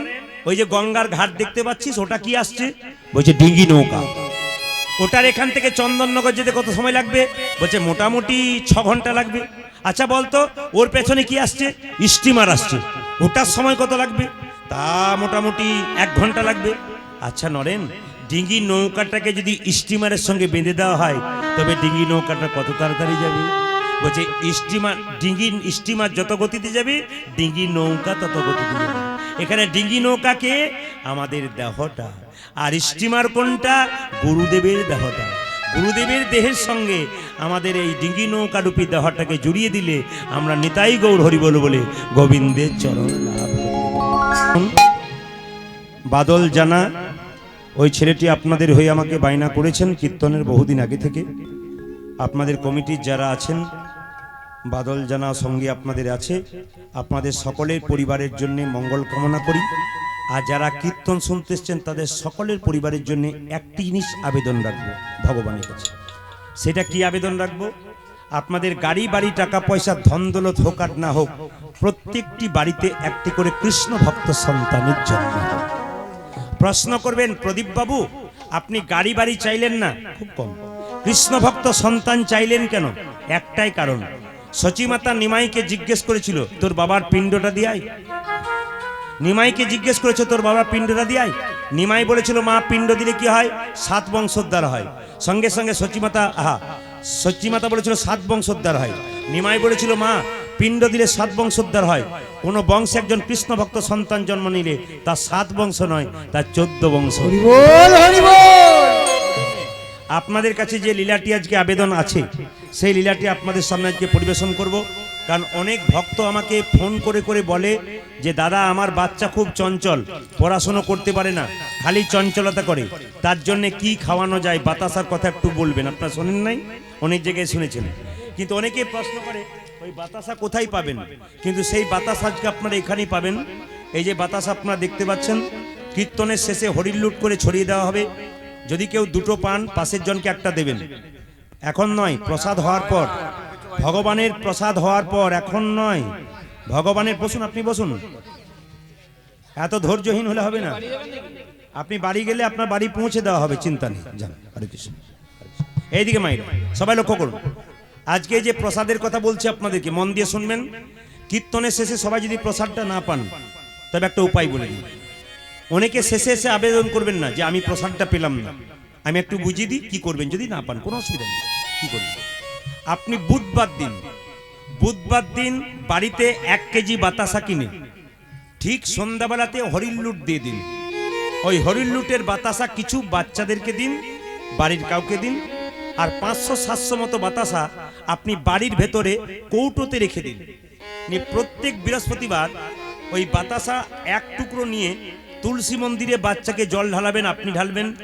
বৃহস্পতিবার দিন ভালো কাপড় পরে ওকে শুভ্র পোশাক পরিয়ে তুলসী মন্দিরে বসিয়ে একটা তুলসী পাতার এইটুকু বাতাসা দিয়ে কপালে ঠেকাবেন আর বলবেন জয় গোপীনাথ, জয় গোপীনাথ, জয় গোপীনাথ। মুখে দিয়ে দেবেন। ওই প্রসাদটা প্রতি বৃহস্পতিবার আপনি 1 বছর আপনার বাচ্চার মুখে দিন। দেখুন 1 বছর পর আপনার বাচ্চা আস্তে আস্তে চঞ্চল হয়ে যাবে। দেখবেন, আপনারা লক্ষ্য করবেন, এটা কিন্তু প্রত্যেক জায়গাতে গাওয়াতে প্রত্যেক জায়গায় ফল এসেছে, আপনারা পাবেন। তবে আমি আগেই বললাম যারা শেষে আছে হয়তো পাবেন না, নাও হতে পারে যে আপনারা পাবেন না, দুঃখ করবেন না। আমি বারবার বললাম আপনার 1 কেজি বাতাসা নিয়ে বাড়িতে হলি লুট দেবেন, একই জিনিস, এখানেও যা ওখানেও তা। যদি পেয়ে যান তো ভালো, না পেলে আপনি বাড়িতে করে নেবেন, কোনো অসুবিধা নেই, তাড়াহুড়ো করার দরকার নেই। এইবার বলি দ্বিতীয় নিয়মটা বলি। বাড়িতে দেখবেন গাড়ি বাড়ি টাকা পয়সা ধন দৌলত সব আছে, একটা জিনিস নাই, কি? শান্তি নাই। এই শান্তি প্রতিষ্ঠা করতে গেলে আপনি বাতাসা, রঘুনন্দন লীলা যারা পড়েছেন তারা পরিষ্কার করে জানবেন যে বাতাসা প্রসাদটা তুলসী মন্দিরের কাছে গিয়ে যখন জল ঢালবেন না, প্রতি বৃহস্পতিবার এরকম করে গুঁড়ি করে গাছের নিচে ভেঙে দেবেন একটুখানি বাতাসা। প্রতিদিন 1 ঘটি করে জল দেবেন। 365 দিনের মধ্যে দেখবেন আপনার বাড়িতে একটা সুন্দর আবহাওয়া সৃষ্টি হয়ে গেছে। আপনি ভাবতেই পারবেন না পরিবর্তনটা হলে কেন। তুলসী রানীর কৃপা হলে আপনার বাড়ি শান্তিতে পরিপূর্ণ থাকবে। যদি কোনো ব্যক্তি অনেকদিন ধরে অসুস্থতা বোধ করছেন, খুব শরীরে কষ্ট পাচ্ছেন, ডাক্তার চিকিৎসা করছে, ভালো হচ্ছে না, আপনি এই প্রসাদটা নিয়ে গিয়ে জয় গোপীনাথ বলে তার মুখে তুলসী পত্র দিয়ে একটু গঙ্গা জল দিয়ে দেবেন। দেখবেন 1 বছরের মধ্যে তার অনেক আরাম হয়ে যাবে। যারা করেছে তারা প্রত্যেকে ফোন করে বলেছে দাদা লাভ হচ্ছে। বলে হচ্ছে তো? বলে হ্যাঁ শুরু হয়ে গেছে, আপনারা একবার করে দেখুন, আপনাদের লাভ আছে। তবে এখন নয়, কীর্তনের শেষে আপনার প্রসাদ নিয়ে যাবেন, মায়েরা কাপড়ে কোণে বাঁধবেন, কিন্তু নিয়ে বাড়িতে গিয়ে ওই কৌটোর মধ্যে ভরে রাখবেন। নিয়ে যে 1 কেজি বাতাসাটা আপনি হরিলুট দেবেন না, ওই কৌটোতে ওটা মিশিয়ে দেবেন, ঠিক আছে? আর দাদা ভাইরা আপনারা পকেটে করে, বুক পকেটে নিয়ে যাবেন, যত্ন করে বাড়িতে কাজে লেগে যাবে। আসুন, লীলাটির নাম কি? ভক্ত রঘু নন্দন। আপনারা যদি বর্ধমান জেলা যান, তাহলে বর্ধমান বাস স্ট্যান্ড থেকে বাস আছে, ট্রেন আছে, আপনি শ্রীখণ্ডে গোপীনাথের মন্দির যেতে পারেন। ওই গোপীনাথের মন্দিরে দেখবেন পাথরের গোপীনাথ আছে, তার হাতে অর্ধেকটা পাথরের নাড়ু আছে। এই অর্ধেকটা পাথরের নাড়ু হলো কেন? এই রঘুনন্দন জন্ম নিয়ে 5 বছর বয়সে গোপীনাথকে নাড়ু খাওয়ালো, এরই তত্ত্ব কথা আপনারা শুনতে পারবেন। সবাই মিলে একবার উলুধ্বনি হয়ে দিন, নিতাই চাঁদ কি, শ্যাম সুন্দর কি, মদন মোহন কি। আসুন, এইবার সবাই লক্ষ্য করুন, আমি প্রশ্ন করব, উত্তর দেবেন। বড় 2 ভাই বাস করতো শ্রীখণ্ড গ্রামের। বড় ভাইয়ের নাম মুকুন্দ সরকার আর ছোট ভাইয়ের নাম নরহরি সরকার। বলুন, বড় ভাইয়ের নাম কি বললাম? মুকুন্দ সরকার। ছোট ভাইয়ের নাম কি? নরহরি সরকার। এইবার 2 ভাই মিলে, বড় ভাইয়ের কাজ কি? চিকিৎসা করা, কবিরাজি চিকিৎসা। এখন যেমন ডাক্তারি বলে, তখন কবিরাজি চিকিৎসা ছিল। তো কবিরাজি চিকিৎসা করে ছোট ভাই কম্পাউন্ডারি করে। দাদা সবাই তো নবদ্বীপে যাচ্ছে মহাপ্রভুকে দেখতে, চল একবার যাবে না? তখন দাদা মুকুন্দ সরকার নরহরিকে বলছে, যাবো তো ভাই। তখন তো বাস ট্রেনে যোগাযোগ ছিল না, হেঁটে হেঁটে যেতে হতো। বলে এতটা রাস্তা যাবো কি করে? তখন ছোট ভাই বলছে, দাদা সাধুগুরু বৈষ্ণবের মুখে শুনেছি, কেউ যদি কৃষ্ণ নাম করতে করতে চলে যায়, তার অনেক রাস্তা নাকি কমে যায়। আপনাদের কাছে নিবেদন রইল, আপনারা যখন অনেক রাস্তা হাঁটবেন, হরিনাম করতে করতে চলে যাবেন মনে মনে, দেখবেন আপনার রাস্তা খাটো হয়ে যাবে। মুকুন্দা নরহরি দুজনে মিলে যাচ্ছে কোথায়? শ্রীখণ্ড থেকে এত রাস্তা নবদ্বীপ শিবাসঙ্গনে মহাপ্রভুকে দেখতে। আচ্ছা বাবা, তালি দেয় কেন কীর্তন? একবার তালি দিন তো সবাই জোরে। যাক, এ তালি দিলে কি লাভ হয়? অনেকগুলো লাভ আছে হরিনামে তালি দিলে। মহাপ্রভু বলছে সবাই তো আর গান গাইতে পারে না। মহাপ্রভু বলছে সবাই তো আর কীর্তন গান গাইতে পারে না।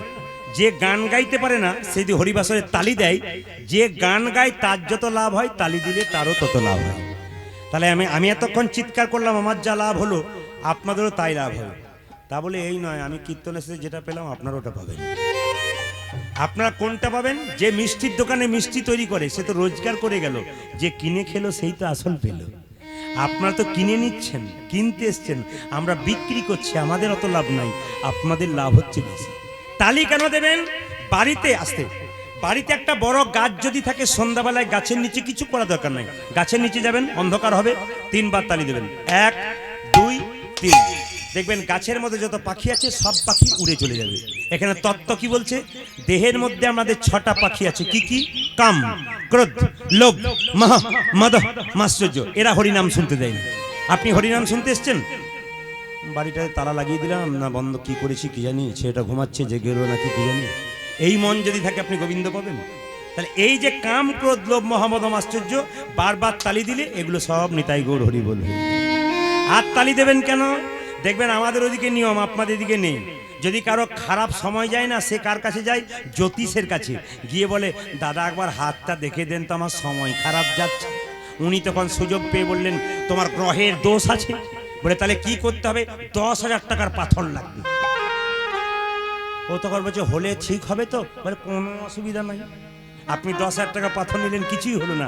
মহাপ্রভু বলছে কোনো পাথরই নিতে হবে না, হরিনামে তালি দাও, দুর্ভাগ্য রেখা সব সৌভাগ্য হয়ে যায়। এই জন্য হরিনামে তালি দেবেন আপনারা।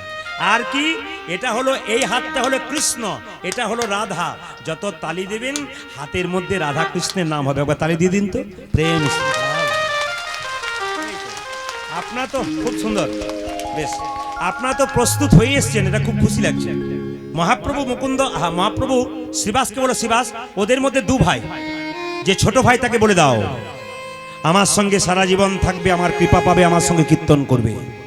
শ্রীবাস বলল, বড় ভাইকে কি বলবো? এইদিকে বড় ভাইকে বলে দাও সে আমার 100 জন্ম কৃপা পাবে না, কৃপা পাবে না, 100 জন্ম সঙ্গ পাবে না, সঙ্গ পাবে না। এইদিকে এই হরিবাসরে 2 ভাই কীর্তন শুনতে এসছে। বড় ভাই যদি কৃপা পায় না, ছোট ভাই পায়, যে পেল তার তো আনন্দ হবে, যে পেল না তার কত কষ্ট হবে।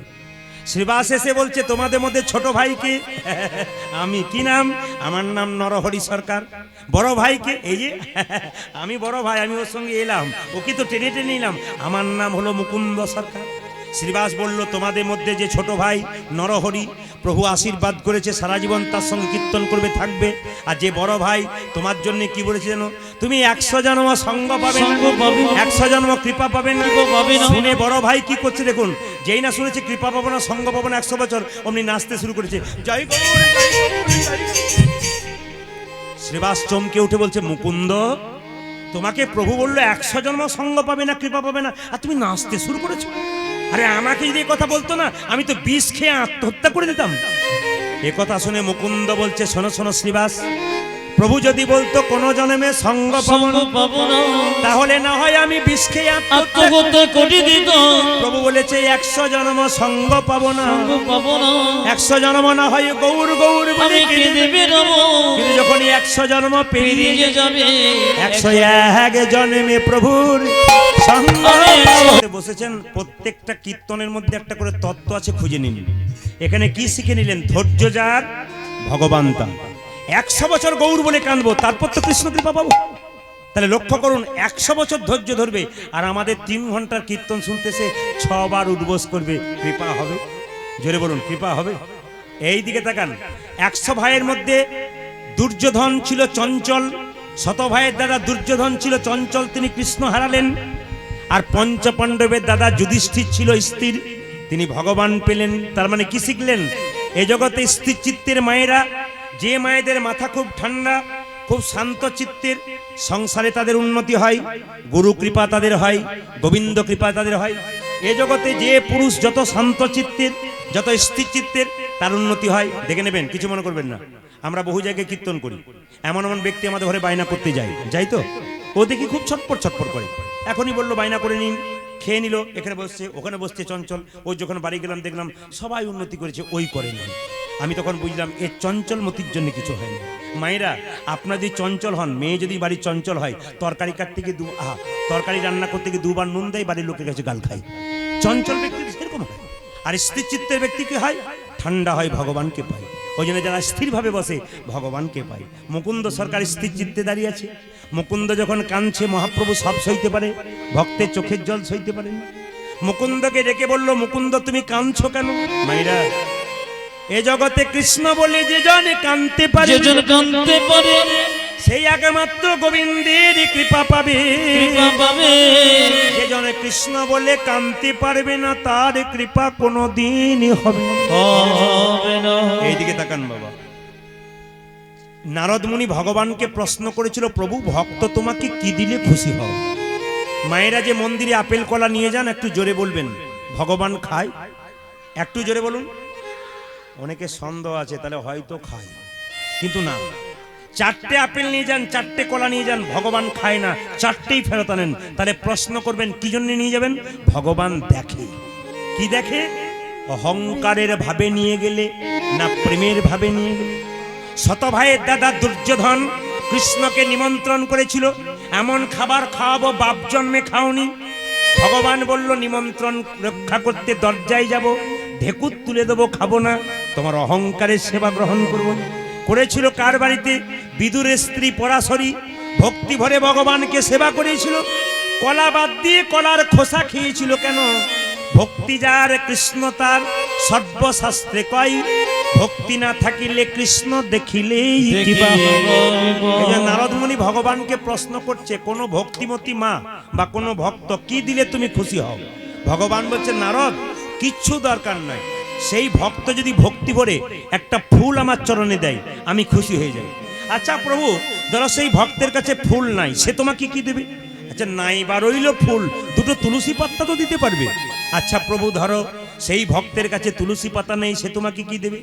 নাই বা রইল তুলসী পাতা, গঙ্গার জল আমার চরণে দেবে। আচ্ছা প্রভু, ধরো সেই ভক্তের কাছে গঙ্গা জল নেই, সে তোমাকে কি দেবে? নাই বা রইল গঙ্গার জল।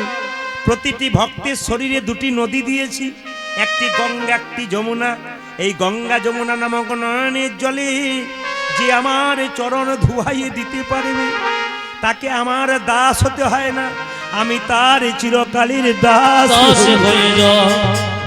ওই জন্য সংসারের জন্য কেঁদো না, ছেলের জন্য কাঁদবে, মেয়ের জন্য কাঁদবে।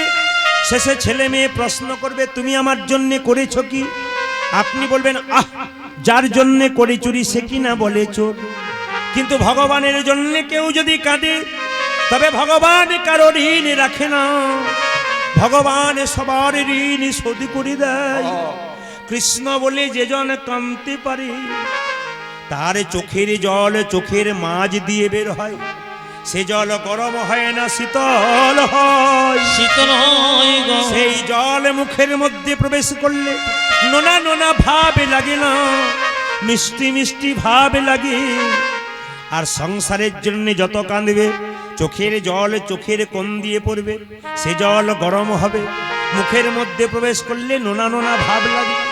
মুকুন্দ সরকার যখন কাঁদছে, মহাপ্রভু একটা দামি কথা বলল, মুকুন্দ তুমি কাঁদছো কেন? ঠাকুর তুমি আমার ভাইকে কৃপা করলে, আমাকে করলে না। মহাপ্রভু কি সুন্দর বাণী দেখুন, কত সুন্দর বোঝালেন দেখুন। এই মুকুন্দ তুমি হয়তো জানো না, তুমি সংসারের বড় ভাই। এই সংসারে যারা বড় ভাই হয় আর বড় বউ হয় তাদের দায়িত্ব সবচাইতে বেশি হয়। কে বললেন? মহাপ্রভু। মুকুন্দ বলল কেন প্রভু?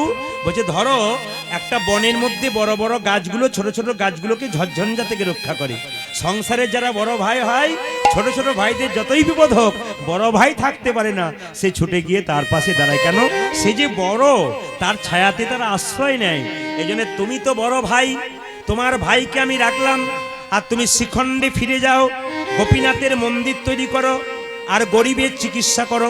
তোমার মাথায় হাত দিয়ে আশীর্বাদ করে দিলাম, কাল থেকে তাকে তুমি চিকিৎসা করবে, তারই রোগ ভালো হয়ে যাবে। তার মানে আপনারা কি শিখে নিলেন? এই যে কীর্তন শুনতে এলেন, মহাপ্রভুর আশীর্বাদ অজান্তে আপনাদের মাথায় আসবে। ওই জন্য যেখানে হরিনাম হয় ভক্তি ভরে শুনতে হয়।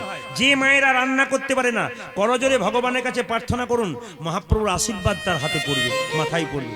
আপনার যারা যে কর্ম করেন না কেন, যতই কীর্তন শুনবেন, মহাপ্রভুর আশীর্বাদ অজান্তে আপনার মাথায় পড়বে, আপনি জানতেই পারবেন না। কারণ প্রমাণ দেখেনি, আমি ঝাড়খণ্ডে এক জায়গায় গান করছিলাম, একটা ভদ্রলোক দেখছি মোটরসাইকেলে করে এসে মোটরসাইকেলে ফেলে দিয়ে দূরে আসরে বসে গেল, এত তো লোকের মাঝে। আর লোকগুলো সব দাঁড়িয়েছে, পেছন পেছন ছুটে এসছে, এই যে দাদা এদিকে এদিকে ডাকছে, ও কিন্তু তাকাচ্ছে না, ও আমার দিকে তাকিয়ে বসে আছে। কীর্তনের শেষে জিজ্ঞেস করলাম, দাদা আপনি দৌড়ে এলেন, ওরা 3 ঘন্টা এখনো দাঁড়িয়ে আছে, আপনার জন্য কি ব্যাপার? আপনি কি খারাপ কাজ করেছেন? বলছে আজ্ঞে না ঠাকুর। বলে কি? আসলে আমি একজন মোটরসাইকেল গ্যারেজের মিস্ত্রি, মহাপ্রভুর কৃপাতে আমার হাত নাকি ভালো, কারো কাছে করাবে না, আমার কাছেই করাবে। আমি বললাম কীর্তনটা শুনে আসি, রাত 3টে পরে করে দেবো, তোমরা দিয়ে যাও, কাল নিয়ে নেবে। সে নিতে চায় না, আজকেই করাবে। আমি কিন্তু শর্ত নিয়েছি, খোল করতালে শব্দ শুনলে আমি আর থাকতে পারি না। আমাকে মহাপ্রভু কৃপা করেছে, আমি এসে একবার হরিনাম শুনতে পেয়েছি। আচ্ছা ঠাকুর, রাত্রি পেরিয়ে গেলে যদি আমি না বাঁচি, ভগবানের নামটা শুনে তো মরতে পারবো। তখন বুঝে নিলাম এমনি এমনি কৃপা হয় না। ছুটে এলো, কর্ম করলো, রাত্রি 3টের পরে আবার কাজ করে দিল, ওরা আনন্দে বাড়ি গেল। ওই জন্য মহাপ্রভুর আশীর্বাদ অজান্তে পড়বে। মুকুন্দকে বলল, মুকুন্দ আশীর্বাদ করলাম, যাকে চিকিৎসা করবে তারই রোগ ভালো হয়ে যাবে। তুমি এক কাজ করো, ফিরে যাও, ফিরে যাও, ফিরে ফিরে যাও, শিখণ্ডে ফিরে যা। বলুন গোপীনাথ জিউ কি, গোপীনাথ জিউ কি, শ্যাম সুন্দর কি, মদন মোহন কি, একটু বাড়বে মনে হচ্ছে আরো জোরে, শ্যাম সুন্দর কি, যাক, মদন মোহন কি, হরিবাসর কি, যাদের ঘুম আসছে তাদের কি, 2-4 জনকে যখন বলছে ঘুম আসছে তাদের কি মাথা নাচছে? না না না, আচ্ছা ঠিক আছে।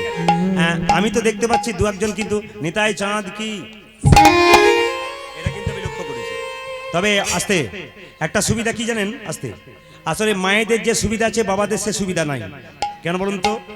যে মা জীবনে কোনোদিন মাথার কাপড় নেই নাই, ও দেখবেন ঘুম এলেই দেখবেন মাথার কাপড়টা চওড়া করে নেই। একটা মেয়ের ঘুম এসেছে, পাশের মেয়েটা বলছে দিদি তুমি ঘুমোচ্ছ, বলে ঘুমোয় নাই, ধ্যান করে করে শুনছি। এমন ধ্যান করে শোনো না যেন লম্বা হয়ে পড়ে যাবে, তুলে নিয়ে যেতে হবে ধীরে। এইদিকে মায়েরা, আমি তো আপনাদের হাওড়াতে গান করছি, তার আগে কিন্তু আমি প্রচুর গান করতাম আমার জীবনে ঝাড়খণ্ডে। যখন আমার ইউটিউবে গান বেরোয়নি তখন আমি ঝাড়খণ্ডে প্রচুর গান করতাম, প্রচুর প্রচুর, ঝাড়খণ্ড, মালদা, নদিয়া, মুর্শিদাবাদ, প্রচুর গান গাইতাম। আপনারা হয়তো আমাকে চিনতেন না। তো ঝাড়খণ্ডের নিয়ম হচ্ছে সন্ধ্যে 7টা থেকে 10টা রামায়ণ পাঠ আর 10টার পরে হরিনাম সংকীর্তন। তো ঝাড়খণ্ডের দুমকা জেলা বলে আপনারা একটা নাম শুনেছেন, খুব নাম করা জায়গা কিন্তু দুমকা জেলা। তো তো লক্ষ্য করুন, ওখানে একটা নিয়ম হচ্ছে কি, যে 7টা থেকে 10টা রামায়ণ পাঠ হবে, আর 10টার পরে কীর্তন হবে। 3 দিন কীর্তন হবে, একদিন কুঞ্জবর্ণন হবে। একজন কীর্তনে কিন্তু গাইবে, সারাদিন হরে কৃষ্ণ নাম হবে, আর একজনে কীর্তনে গান গাইবে, 10টা থেকে 1টা পর্যন্ত গাইবে। এইদিকে দেখান। এখন লক্ষ্য করুন, 7টা থেকে যদি এখানে কীর্তন আরম্ভ হয়, নিয়ে 10টার পরে একটা কীর্তন হয়, সন্ধ্যেবেলার কীর্তনে কারা শুনতে আসে? আর জোরে বলবেন, শাশুড়ি মায়েরা আসে না বৌমাগুলো আসে? কোনটা আসে বলুন? শাশুড়িরা আসে। বৌমা কি করে তখন কাজ করে। আর শাশুড়ি মা যদি গান শুনতে না আসে কি বলে বলুন তো? ঘরে বসে কি করছো? মানে ঘর থেকে গেলেই বাঁচি আর কি, বলে না। আমি আপনাদের জন্য বলি, আমাদের দিকে যে সন্ধ্যাবেলা কীর্তন হয় না, শাশুড়িকে বউ বলে কি করছেন, বসে খালি ঘরে ঘরে খালি খুচু খুচু খুচু। ও বিরক্ত হয়ে হরিনামে আছে। এখন রামায়ণ পাঠ হচ্ছে 7টা থেকে 10টা। আমাকে কমিটি ছেড়ে বলে, প্রদীপ বাবু যিনি রামায়ণ করছেন না, ওনার 80 বছর বয়স, দেখবেন কেমন পাঠ করছে। একটা চেয়ার দিল, আমার 10টায় কীর্তন, আমি শুনতে আরম্ভ করেছি। একজন বুড়িমা কীর্তন শুনতে, আমার রামায়ণ শুনতেছে। প্রথমে সামনেই বসেছে বস্তার উপরে, রামায়ণ আরম্ভ হলো। উনি বাবু হয়ে বসেছেন। কিছুক্ষণ পরে রামায়ণ যত বাড়ছে উনি পা লম্বা করলেন। কিছুক্ষণ পরে যখন 1 ঘন্টা পেরিয়ে গেল, উনি গা লম্বা করলেন। যখন রামায়ণ শেষ হয়ে গেল, তখন নাক ডাকতে শুরু করলেন। আমার কীর্তন যখন আরম্ভ হলো, উনি গোটা কীর্তনটাই ঘুমালেন। যখন কীর্তন শেষ হয়ে গেল, তখন নাতনিটা পাশে বসেছিল, ঠাকুমাকে বলছে, ঠাকুমা ওঠো, ঘর যাবে না? তখন ঠাকুমা বলছে, আরম্ভ হলো, বলে আজ আর নয়, কাল হবে, চলো। ও মায়েরা, 3 দিন কীর্তন হয়ে গেল। কুঞ্জবর্ণন দিনে হয় আমাদের দিকে। আপনার যে ভোগের গান হয়, কুঞ্জবর্ণন দিনে হয়। দিনের বেলা আমাকে এসে বলছে, বাবা প্রদীপ, তোর কীর্তন কি ভালো রে। আমি বললাম, ভালো কীর্তন মানে বুঝলাম না, তুমি তো ঘুমাচ্ছিলে। বলছে, না, আমি যা কীর্তন শুনেছি না, কেউ শোনে নাই। বলে কিরকম? বলছে, তোর কীর্তনে লোকে বলছে ভালো, আমি আর একটি ভালো বুঝেছি। বললাম, কি ভালো বুঝেছো? বলছে, রাত্রিবেলায় শুয়ে থাকি, 2টো করে ফ্যান চলে, 1টি করে ঘুমের ট্যাবলেট খাই, ঘুমই আসে না। আর তোর কীর্তনে কি ঘুম ঘুম ঘুম আর ভাবে না। আমি যা কাজ তো হয়েছে কিছু। দেখুন তো, যিনি রামায়ণ পাঠ করছেন তার কাছে এসে বলছে, বাবা তোমার রামায়ণ পাঠও খুব ভালো। উনিও লক্ষ্য করেছেন, লম্বা হয়ে ঘুমিয়েছে। বলছে, বুড়িমা রামায়ণ পাঠ শুনেছো ভালো, যাকে ভালো বলা হবে তাতে আনন্দ হবে একটু। যেই না বলেছে ভালো, আপনি ভালো শুনেছেন তো? বুড়িমা বলছে, 3 দিন ধরে রামায়ণ পাঠ শুনলাম, সবই বুঝলাম, একটা জিনিস আমার মাথায় ঢোকে নাই। কি? রাম রাক্ষস না রাবণ রাক্ষস। এখন রামায়ণ পাঠক রেগে গিয়ে বললো, রামও রাক্ষস নয়, রাবণও রাক্ষস নয়, রাক্ষস আমি যে তোমাকে বোঝাতেই পারলাম। দেখবেন আবার কীর্তন বুঝতে না পারলে বলবেন উনি রাক্ষস এসেছে। মায়েরা, নিতাই চাঁদ কি, শ্যাম সুন্দর কি, মদন মোহন কি। মুকুন্দ সরকার বাড়িতে ফিরে এলো, একটা তুলসীর মালা নিল, মা স্ত্রীকে দিল, নিজে নিল। এই দিয়ে দেখান, মুকুন্দ সরকার বাড়িতে এসে সকালবেলায় গোপীনাথের ভজনা করে। সেই সময় মালদা জেলা একজন মুসলমান নবাব, নবাবটার নাম মনে রাখবেন, কি? হুসেন শাহ। এই হুসেন শাহর একবার পেটে খুব যন্ত্রণা হয়েছিল, রোগ ভালো হচ্ছে না। একজন বলল, আপনি যেতে পারেন মুকুন্দ কবিরাজের কাছে, কিন্তু শর্ত আছে, গরিবের চিকিৎসা করে, বড় লোকের করে না। আপনি যদি ফকির সেজে যেতে পারেন, চিকিৎসা হলেও হতে পারে। এত বড় বাংলার নবাব হুসেন ফকির সেজে এসেছে, ঝোলা কাঁধে নিয়ে মুকুন্দ সরকারের দরজার সামনে দাঁড়িয়েছে। দেখছে প্রচুর লোক লাইন দিয়ে দাঁড়িয়ে আছে, কিন্তু মুকুন্দ সরকার একটা কাজ আছে, কি বলুন তো? আপনারা যেমন সকালবেলায় ঘুম থেকে মুখ ধুয়েই আপনারা বেরিয়ে যান হরিনাম করতে, কাজ করতে, রোজগার করতে, কিন্তু মুকুন্দের নিয়ম হচ্ছে, জগৎকে শেখালো, যে কোনো কাজে যখন বেরোবে সকালবেলায় ভগবানের কাছে প্রার্থনা করে, প্রণাম করে বেরো, ভগবানের আশীর্বাদ সে কাজে লাগবে। মুকুন্দ সরকার ভোরবেলায় উঠে স্নান করে আগে গোপীনাথের পায়ে তুলসী পত্র দেয়, তারপর চিকিৎসা করে। এত লোক লাইন দিয়ে আছে। এই যে তোমাদের মধ্যে সবচাইতে গরিবকে সে আগে এসো। মুকুন্দ সরকার ডাকলো, নবাব হোসেন শাহ ফকির সেজে এসে কি বলছে দেখুন, এই যে বাবা, আমি সবচাইতে গরিব। কি নাম তোমার? আমার নাম হোসেন ফকির। কি হয়েছে দেখি দেখি দেখি। আগে আমার পেটে খুব যন্ত্রণা, কেউ ভালো করতে পারে নাই, তোমার কাছে এলাম, একটু ওষুধ দিতে পারো? আচ্ছা ঠিক আছে, তুমি এক কাজ করো, জামাটা খুলে ফেলো তো। নবাব মনে মনে ভাবছে, আমি বাংলার নবাব, জামা খুলতে বলছি, জামা আমি খুলবো, রোগ যদি ভালো না হয় তোর একদিন কি আমার একদিন। মুকুন্দ সরকার বলছে, আরে দাঁড়িয়ে ভাবলে হবে, জামাটা খোলো। নবাব, এত বড় বাংলার নবাব, জামাটা খুলেছে। বলে, এবার এক কাজ করো, মাটির বারান্দায় একবার গড়াগড়ি দিয়ে। মুকুন্দ সরকারের কথা শুনে নবাব চমকে উঠে মনে মনে ভাবলো, কালের কাল, বর্ষাকাল, হরিণে চাটে বাঘের গাল, নেহাত বেকায়দায় পড়েছি বলেছি, পেটের রোগ যদি ভালো না হয় বুঝবি আমি কে এসেছি।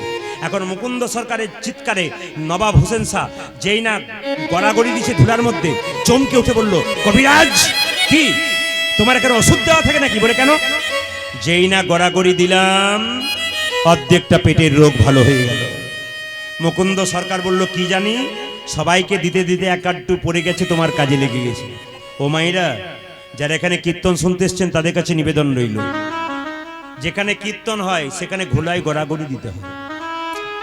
জামা প্যান্ট ময়লা হয়ে যাবে এই জন্য নয়, কিন্তু এরই নাম কীর্তন, যেখানে মানুষকে নত হতে হয়। আপনি যদি মনে করেন আমার জামা প্যান্ট ময়লা হয়ে যাবে, শাড়ি ময়লা হয়ে যাবে, তাহলে অভিমান ভেতরে আছে, অহংকার ভেতরে আছে, আপনি গোবিন্দ চরণ পাবেন না। প্রমাণ দিয়ে দিই, আমি গত কয়েকদিন আগে হুগলি জেলায় গান করছিলাম, কলকাতা থেকে 4টা মেয়ে একটা গাড়িতে চেপে ওদের আত্মীয় কীর্তন শুনতে এসছে। বলছে বাড়িতে আমরা সবাই শুনি, আপনি আমাদের আত্মীয়ের বাড়ি আসছেন বলে এলাম।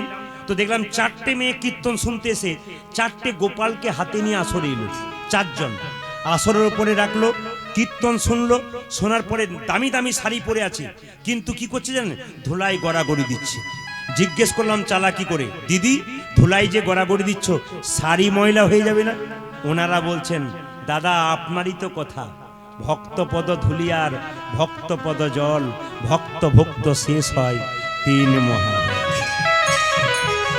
এ জগতে 1 বোতল ভিটামিন সিরাপ খেলে শরীরে 2 মাসের জন্য তাগত হয়, কিন্তু মনের বল তৈরি হয় না। মনের বল তৈরি করতে গেলে ভক্তের চরণধুলি, ভক্তের চরণ ধোয়া জল আর ভক্তের বৈষ্ণবের উচ্ছিষ্ট প্রসাদ আপনারা পেলে আপনাদের লাভ হয়ে যায়। ওই মেয়ে 3টে কি করলো দেখুন, 4টা গড়াগড়ি দিল। জিজ্ঞেস করলাম ময়লা হয়ে যাচ্ছে না?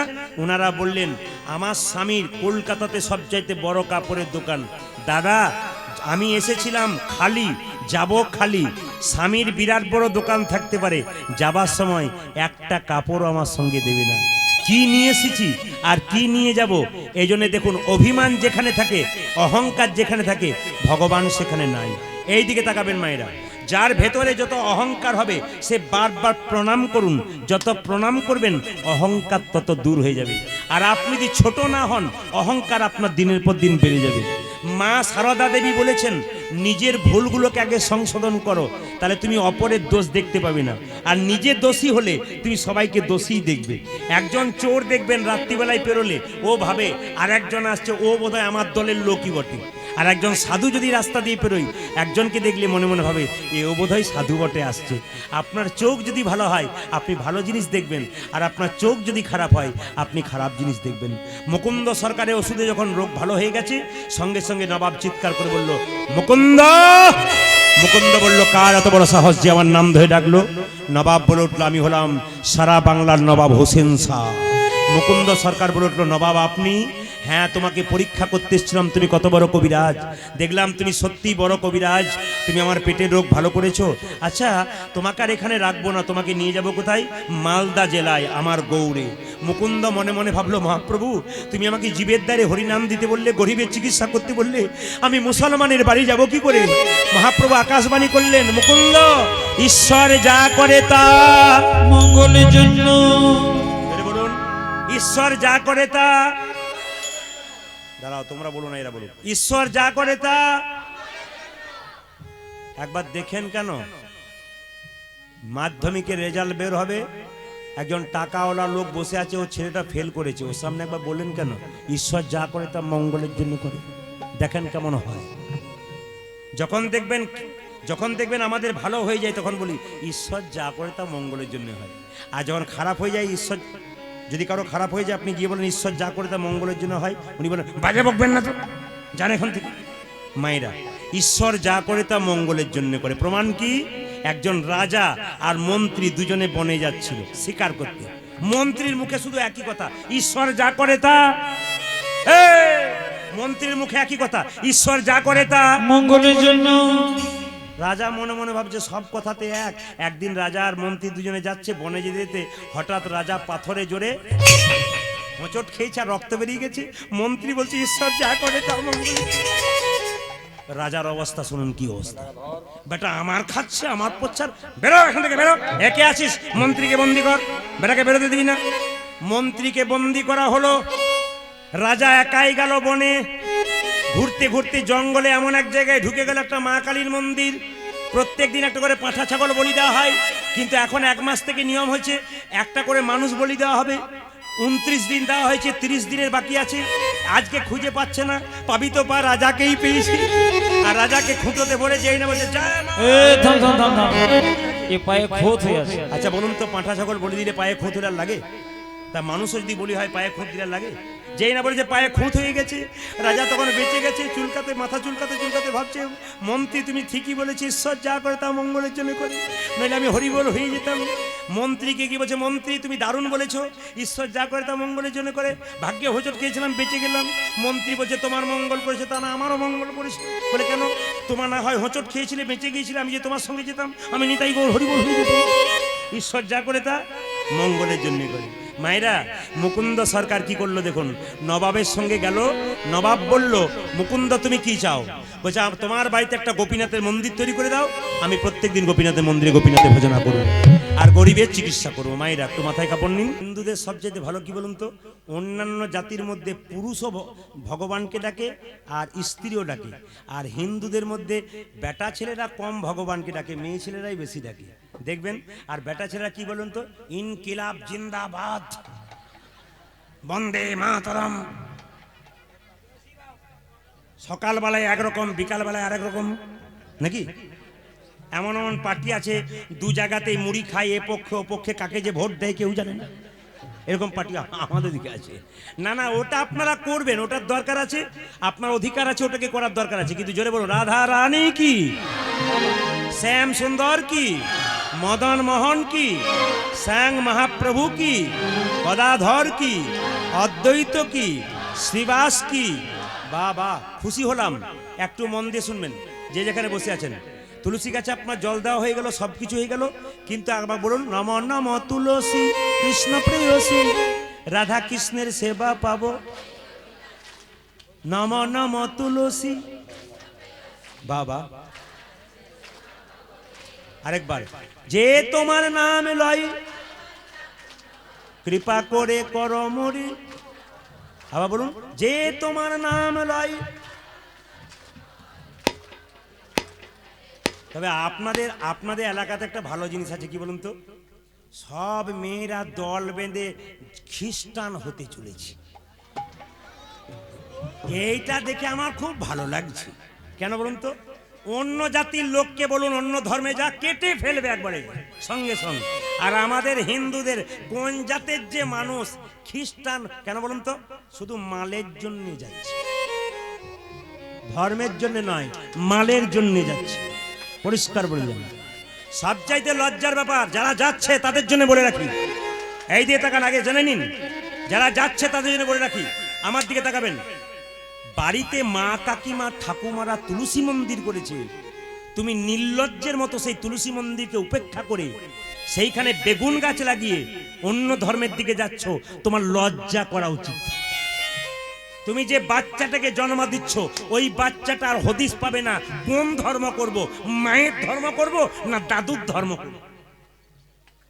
তবে সেই মেয়েগুলোকে বলবেন যারা নিজের ধর্ম ত্যাগ করে ওই ধর্মে যায়, ওদেরকে বলবেন শব্দ ত্যাগ করেছিস, স্মৃতির সিঁদুর হাতের শাখাটা খোল, খ্রিস্টানরা তো নেয় না, তুই নিয়েছিস কেন, কি জন্য নিয়েছিস, ওটাকে খোল, ওটাকে খুলতে বলবেন, ওটাকে খুলতে বলবেন। এটা আপনাদের কাছে নিবেদন, ওইটাকে খুলতে বলবেন, তারপর যাবে, তারপর দেখবেন কেমন ঢ্যাং ঢেঙ্গিয়ে যায় নির্লজ্জের মতো। এগুলো না না, আপনাদের মেদিনীপুর হাওড়াতে এগুলো দেখতে পাওয়া যায়, কিন্তু আমাদের বীরভূমে যদি আপনারা যান, এ কথা ভাবতেই পারে না কোনো মেয়ে, কোনোদিন এ কথা মনে আসতে পারে না। তারা বলে ছি, পাপ হচ্ছে। এমন আমরা যখন বলি না ঘরে, বলে ছি ছি ছি ছি, নির্লজ্জের মতো এই মেয়েগুলো কি করে গো, বলে কেন, পাপ হচ্ছে, নিজের ধর্ম ত্যাগ করছে, নিজের বাচ্চাগুলোকে ভবিষ্যতে নোংরা তৈরি করে যাচ্ছে। আপনারা কি তৈরি করে যাচ্ছেন? আপনার বাচ্চাগুলোকে নোংরা তৈরি করে যাচ্ছেন, আপনার সংসারকে নষ্ট করছেন, আপনার পতির আয়ু কমাচ্ছেন, আপনার সংসার অমঙ্গল ডেকে আনছেন। না, আপনি ধর্ম, সব ধর্মকে সমান সম্মান দেবেন। আমার বড় বক্তব্য, আপনি মসজিদের পাশ দিয়ে পেরিয়ে যান, সবার কাছে নিবেদন রইল, মাথা নত করুন। আপনি চার্চ গির্জার পাশ দিয়ে যান, মাথা নত করুন। আপনি মন্দিরের পাশ দিয়ে যান, মাথা নত করুন। সব ধর্মকে সমান সম্মান দেবেন, কিন্তু নিজের ধর্মকে ত্যাগ করে নয়। নিতাই গৌর হরিবল বলে এই নিবেদন রইল। এটা কিন্তু নিজের ধর্মকে কেউ ত্যাগ করবেন না, এটা কিন্তু খুব খারাপ জিনিস। এটা আপনারা করবেন না। বারবার অনুরোধ রাখলাম, আপনাদের পায়ে ধরে হাতে ধরে মহাপ্রভু যে জিনিসটা আমাদেরকে দিয়ে গেছে, সেই ভক্ত বৈষ্ণবের মান রক্ষা করুন, মহাপ্রভুর মান রক্ষা করুন। এটা আপনাদের কাছে আমার নিবেদন রইল। সবাই মিলে বলুন রাধা রানী কি, শ্যাম সুন্দর কি, মদন মোহন কি। এবার মাথায় কাপড়টা একবার নেন। কেন? মুকুন্দ সরকারের স্ত্রীর গর্ভের সন্তানটা সরস্বতী পুজোর দিনে হচ্ছে। কি পুজোর দিনে বললাম? সরস্বতী পুজো। মাথায় কাপড় নিন। একটা কথা বলে যায়, এখানে কম বয়সের ছেলে অনেকে আছে, তাদের কাছে আমার নিবেদন রইল, হরিনামে নাচবে, অন্য কোনো জায়গায় নাচবে না। আমার দিকে তাকান। হরিনামে নাচবে, অন্য কোনো জায়গায় নাচবে না। আস্তে আস্তে এইদিকে এদিকে এদিকে এদিকে। এ খুকি, কি তোর হাসি? কেন হাসি? এইদিকে তাকাবেন। মায়েরা লক্ষ্য করুন, মায়েরা সবাই লক্ষ্য করুন। কথা হচ্ছে যে হিন্দু ছেলেদের আমাদের দুর্গাপূজা হয় না, জোরে বলুন হ্যাঁ না? আচ্ছা, মেয়ে যখন বাপের বাড়ি আসে আনন্দ না দুঃখ? জোরে বলুন। বড় দুঃখ। মায়েরা খুব আনন্দ। কিন্তু যখন যান শ্বশুর বাড়ি তখন কি হয়? আচ্ছা, মা দুর্গা যখন 4 দিনের জন্য আসে, ঢাকঢোল ভাজিয়ে আনি, আমাদের আনন্দ হয় না? খুব আনন্দ হয়। আস্তে দাঁড়ান, উত্তর দেবেন। কম বয়সে ছেলেরা সব আছে। আর মা যখন বিসর্জন হয় তখন আমাদের কি হয়? ডিজে বাজে। তখন আমাদের কি হয়? দুঃখ হয়। কিন্তু হিন্দু ছেলেরা এমন ডিজে বাজায়, মা কৈলাস পর্বতে গিয়ে বাবা ভোলাকে বলে এই বছর গেলাম, পরের বছর যাবার সুযোগ নাই। বলে কেন? যা ডিজে বাজাচ্ছে ওদেরও হাটের অবস্থা খারাপ, আমারও অবস্থা খারাপ। একটু শুনে নিন, একটু শুনে নিন। আপনাদের এখানে নাই, আমাদের ওখানে আছে। কি? এই যে তাকান, মানে অন্যান্য জায়গা আছে, সব জায়গায় নাই। এই দেখুন, মা দুর্গা বিসর্জন হচ্ছে, দেখবেন। আমাদের 4 দিনের মধ্যে কোন দিনটাকে মেন পরব মনে করি বলুন তো? অষ্টমীর দিনটাকে। কিন্তু দেখবেন আমাদের এখন ফ্যাশন কি হয়েছে বলুন তো?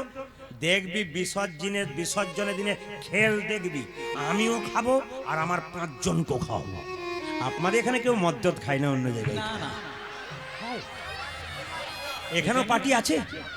ও আচ্ছা আচ্ছা, আমি ভাবতাম এখানে নাই বোধ হয়। হ্যাঁ, সব জায়গাতে আছে। ও দাদা একটা দারুণ কথা বলছে, খাই কিন্তু চুপচাপ আছে আপনার ভয়ে। বলে কেন? একবার তেজিয়ে উঠলে জব্দ কি করে করতে হয় সে ওষুধ কিন্তু আমার কাছে আছে। একবার যদি মাতাল তেজিয়ে ওঠে, তাকে জব্দ করে কি করে বসাতে হয় তার যন্ত্র আমার কাছে জানা আছে। এই যে দেখান, একটা জায়গাতে কীর্তন করছি, এইদিকে একটা জায়গায় কীর্তন করছি, একজন মাতাল উঠে বলছে এর প্রদীপ বাবু, বলে কি সবাইকে বোঝাচ্ছেন, আমাকে বোঝান। বলে কেন? কি বোঝাবো? কমিটির ছেলেরা ঘাড়ে ধরে বার করতে যাচ্ছে ওকে, এই বের করতো বের করতো বের করতো। আমার দাদা ওসব কথা বলবেন না, ওকে দাঁড়াতে দিন। ও দাঁড়িয়েছে, জিজ্ঞেস করছে প্রদীপ বাবু একটা প্রশ্নের উত্তর দিন। বলে কেন?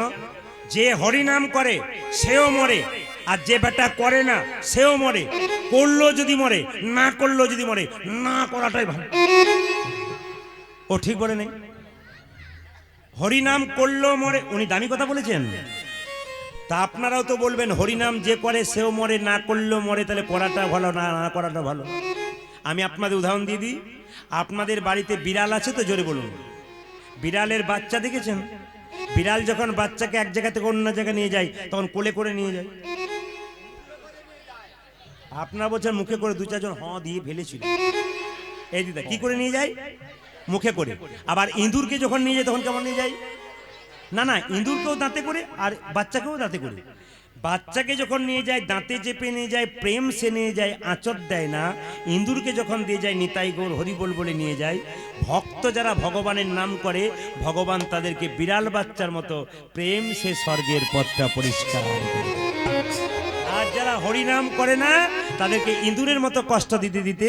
তবে একটা কথা বলি, যে জায়গাতে ছিলাম আমি, আসতে বিসর্জনের দিনেই দেখবেন ছেলে মেয়েরা বেশি খায়, ছেলে মেয়েরা বেশি খায়। তো মা দুর্গা যখন জলে ডুবছে, মানে জলে ফেলাচ্ছে, বাচ্চা ছেলে মেয়েরাও কিন্তু ডুবছে, মায়ের সঙ্গে ডুবছে।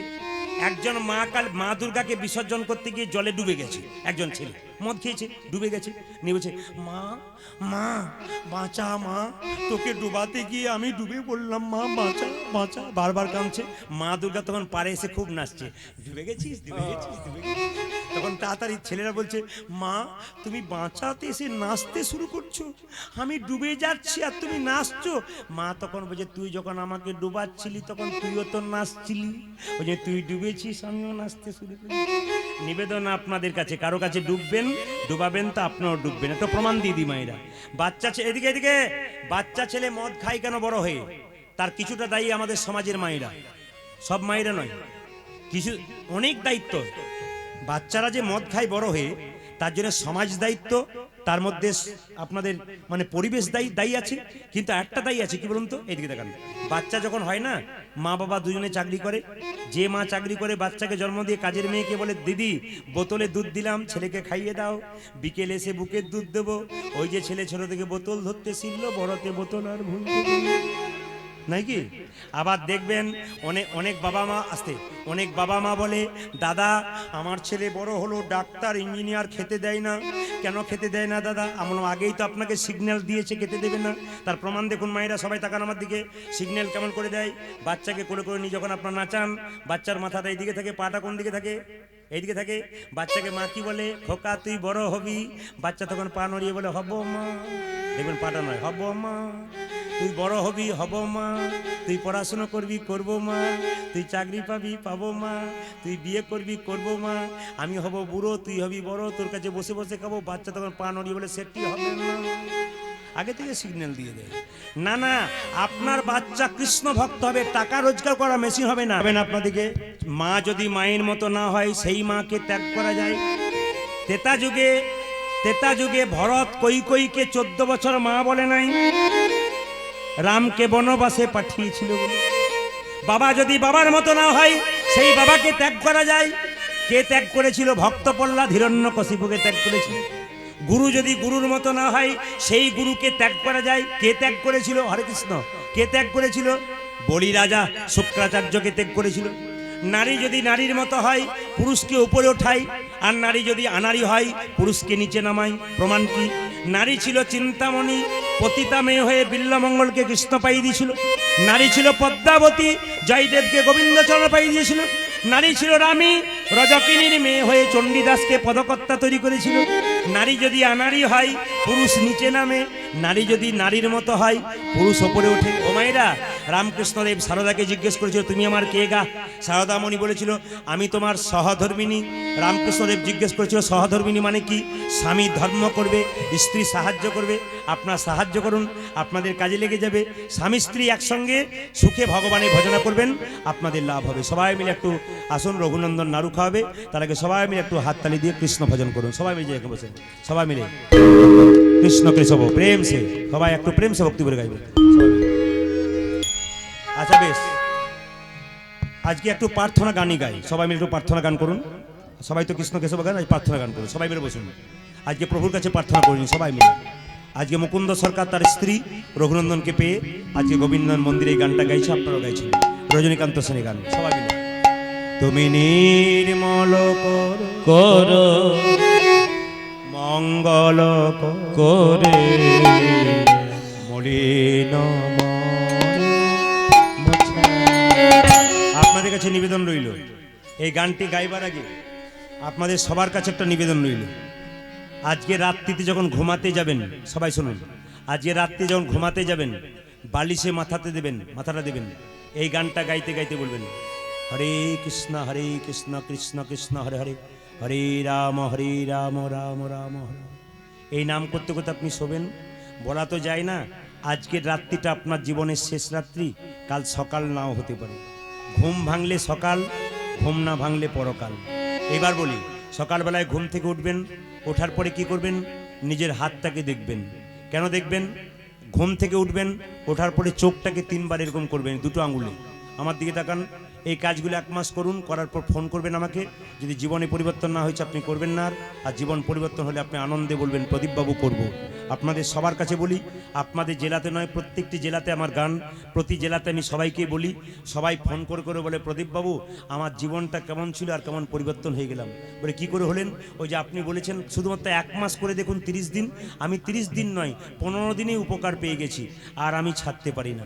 আপনার ছাড়তে পারবেন না। কি করবেন? ঘুম থেকে উঠবেন, উঠেই কি করবেন? চোখটাকে 3 বার এরকম করে ঘষে নেবেন, হরে কৃষ্ণ নাম করে, হরে কৃষ্ণ করে 3 বার ঘষে নেবেন। তারপর কি করবেন? নিজের হাতটাকে দেখবেন। হাতটাকে দেখবেন কেন? শাস্ত্র বলছে, করাগ্যে বসতে লক্ষ্মী, করমূলে তু সরস্বতী, করমধ্যে গোবিন্দম, প্রভাতে করদর্শনম। এখানে কে থাকে? করাগ্যে বসতে লক্ষ্মী, এখানে মা লক্ষ্মী। করমূলে সরস্বতী, এখানে সরস্বতী, করমধ্যে গোবিন্দম, এখানে কৃষ্ণ। সকালবেলায় যে কর দর্শন করতে পারে তার কৃষ্ণ দর্শন হয়। এই করটাকে দর্শন করে চোখ দূরে যে প্রণাম করে আপনি মাথায় ঠেকাবেন। যখন আপনি ছপ পরে বসে থাকবেন বা শুয়ে থাকবেন, যদি আপনার কাজের চাপ থাকে ওখানে বসে গুরুমন্ত্র জপ করে নেবেন। বলুন, প্রদীপবাবু নোংরা জায়গা, অপবিত্র জায়গা, ওখানে আমি বিছানায় কী করে গুরুমন্ত্র জপ করব? মহাপ্রভু বলেছেন খাইতে শুইতে যথাতথা সব জায়গায় হরিনাম করা যায়। রামকৃষ্ণ পরমহংসদেব বলেছেন সোনার আংটি মাকা হোক আর ভাঙা হোক সব জায়গাতেই সমান। কিন্তু তাছাড়া একটা প্রমাণ আছে, মহাপ্রভু যখন নীলাচলে গিয়েছিলেন পায়খানায় বসছিলেন, জিভটাকে দাঁত দিয়ে চেপে ধরেছিলেন। ছোট্ট গোপাল জিজ্ঞেস করেছিল, প্রভু তুমি যখন পায়খানায় বসছিলে জিভটাকে দাঁত দিয়ে চেপে ধরেছিলে কেন? মহাপ্রভু বলেছিল আসলে ওই অবস্থায় কীর্তন করলে আমার পাপ হয়ে যাবে, তাই জিভটাকে দাঁত দিয়ে চেপে ধরে আছি। তখন ছোট্ট গোপাল বলে উঠল, ঠাকুর তুমি যে বললে ওই অবস্থায় পাপ হয়ে যাবে, আচ্ছা তুমি তো বলেছো কুরুক্ষেত্রের যুদ্ধে ভগবান কৃষ্ণ বলেছে মৃত্যুকালে কেউ যদি আমার নাম করে সে নাকি বৈকুণ্ঠ প্রাপ্তি হয়। আচ্ছা প্রভু, কোনো ব্যক্তি পায়খানায় গেছে, তার বুকে প্রচণ্ড যন্ত্রণা হয়েছে, ছটফট ছটফট করছে, কাছে কেউ নাই, সে মরে যাবে, সে কি ভগবানের নাম করতে পারবে না? মহাপ্রভু গোপালকে যদি ধরে বলল, গোপাল আজ থেকে তোর নাম রাখলাম গোপাল বলে। আপনার বিছানা থেকে নামবার আগে, সবাই লক্ষ্য, বিছানা থেকে নামবার আগে যে মাটিতে পা দেবেন ওই মাটিটাকে প্রণাম করবেন। কেন? ওই মাটিতে কার চরণ ধুলি আছে? ভগবান নারায়ণের চরণ ধুলি আছে। ওই মাটিতে কার চরণ ধুলি আছে? রামের চরণ ধুলি আছে। ওই মাটিতে কার চরণ ধুলি আছে? কৃষ্ণের চরণ ধুলি আছে। ওই মাটিতে কার চরণ ধুলি আছে? গৌরের চরণ ধুলি আছে। সেই চরণ ধুলিতে পা দেবার আগে একবার প্রণাম করে নেবেন আপনারা সবাই। তবে মায়েরা যখন নামবেন বাঁ পাটা নামাবেন, দাদারা যখন নামবেন তখন ডান পাটা নামাবেন। হরে কৃষ্ণ নাম করতে করতে সারা জীবন আপনার ভালো যাবে। সবাই আপনাদের কাছে নিবেদন রইল, যে যেখানে বসে আছেন, এই যে স্বামী স্ত্রীতে বাচ্চাটাকে কোলে নিয়ে গোপীনাথের মন্দিরে ভজনা করছে, আপনাদের কাছে নিবেদন রইল আপনার স্বামী স্ত্রী যত মিল করবেন, যত ভালো থাকবেন সংসারে, কৃষ্ণ কৃপা তত হবে। আপনাদের ঝগড়া হলে মিল থাকবে না। এই জন্য আপনাদেরকে বলে রাখি, স্বামী স্ত্রীতে যাতে ঝগড়া না হয় তার জন্য একটা মন্ত্র শিখিয়ে দেবো, বলবো না বাদ দিয়ে দেবো? মায়েরা বলছেন বলুন বলুন, ওই জন্য রাত্রি জেগে কীর্তন শোনা নাকি? একজন মা বলছে বলে ফেলুন কোনো অসুবিধা নেই। আচ্ছা বলে দিই, স্বামী স্ত্রী কোন স্বামী স্ত্রী সবচাইতে সুখী বলুন তো? কোন দম্পতি সংসারে সবচাইতে সুখী?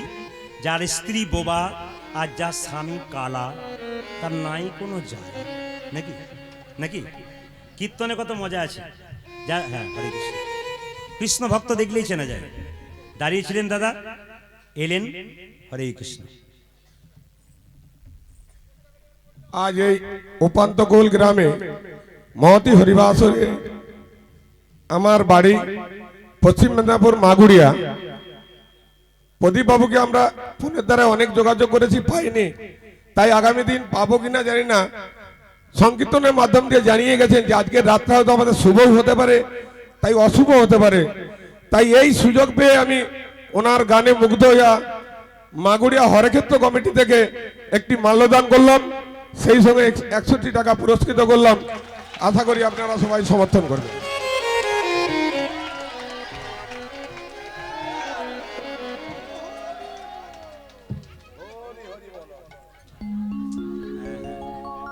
হবে হবে, সব হবে। আমি তো বুঝতে পারছি আপনার নাচবার জন্য তৈরি হয়ে আছে, আমি তো বুঝেছি।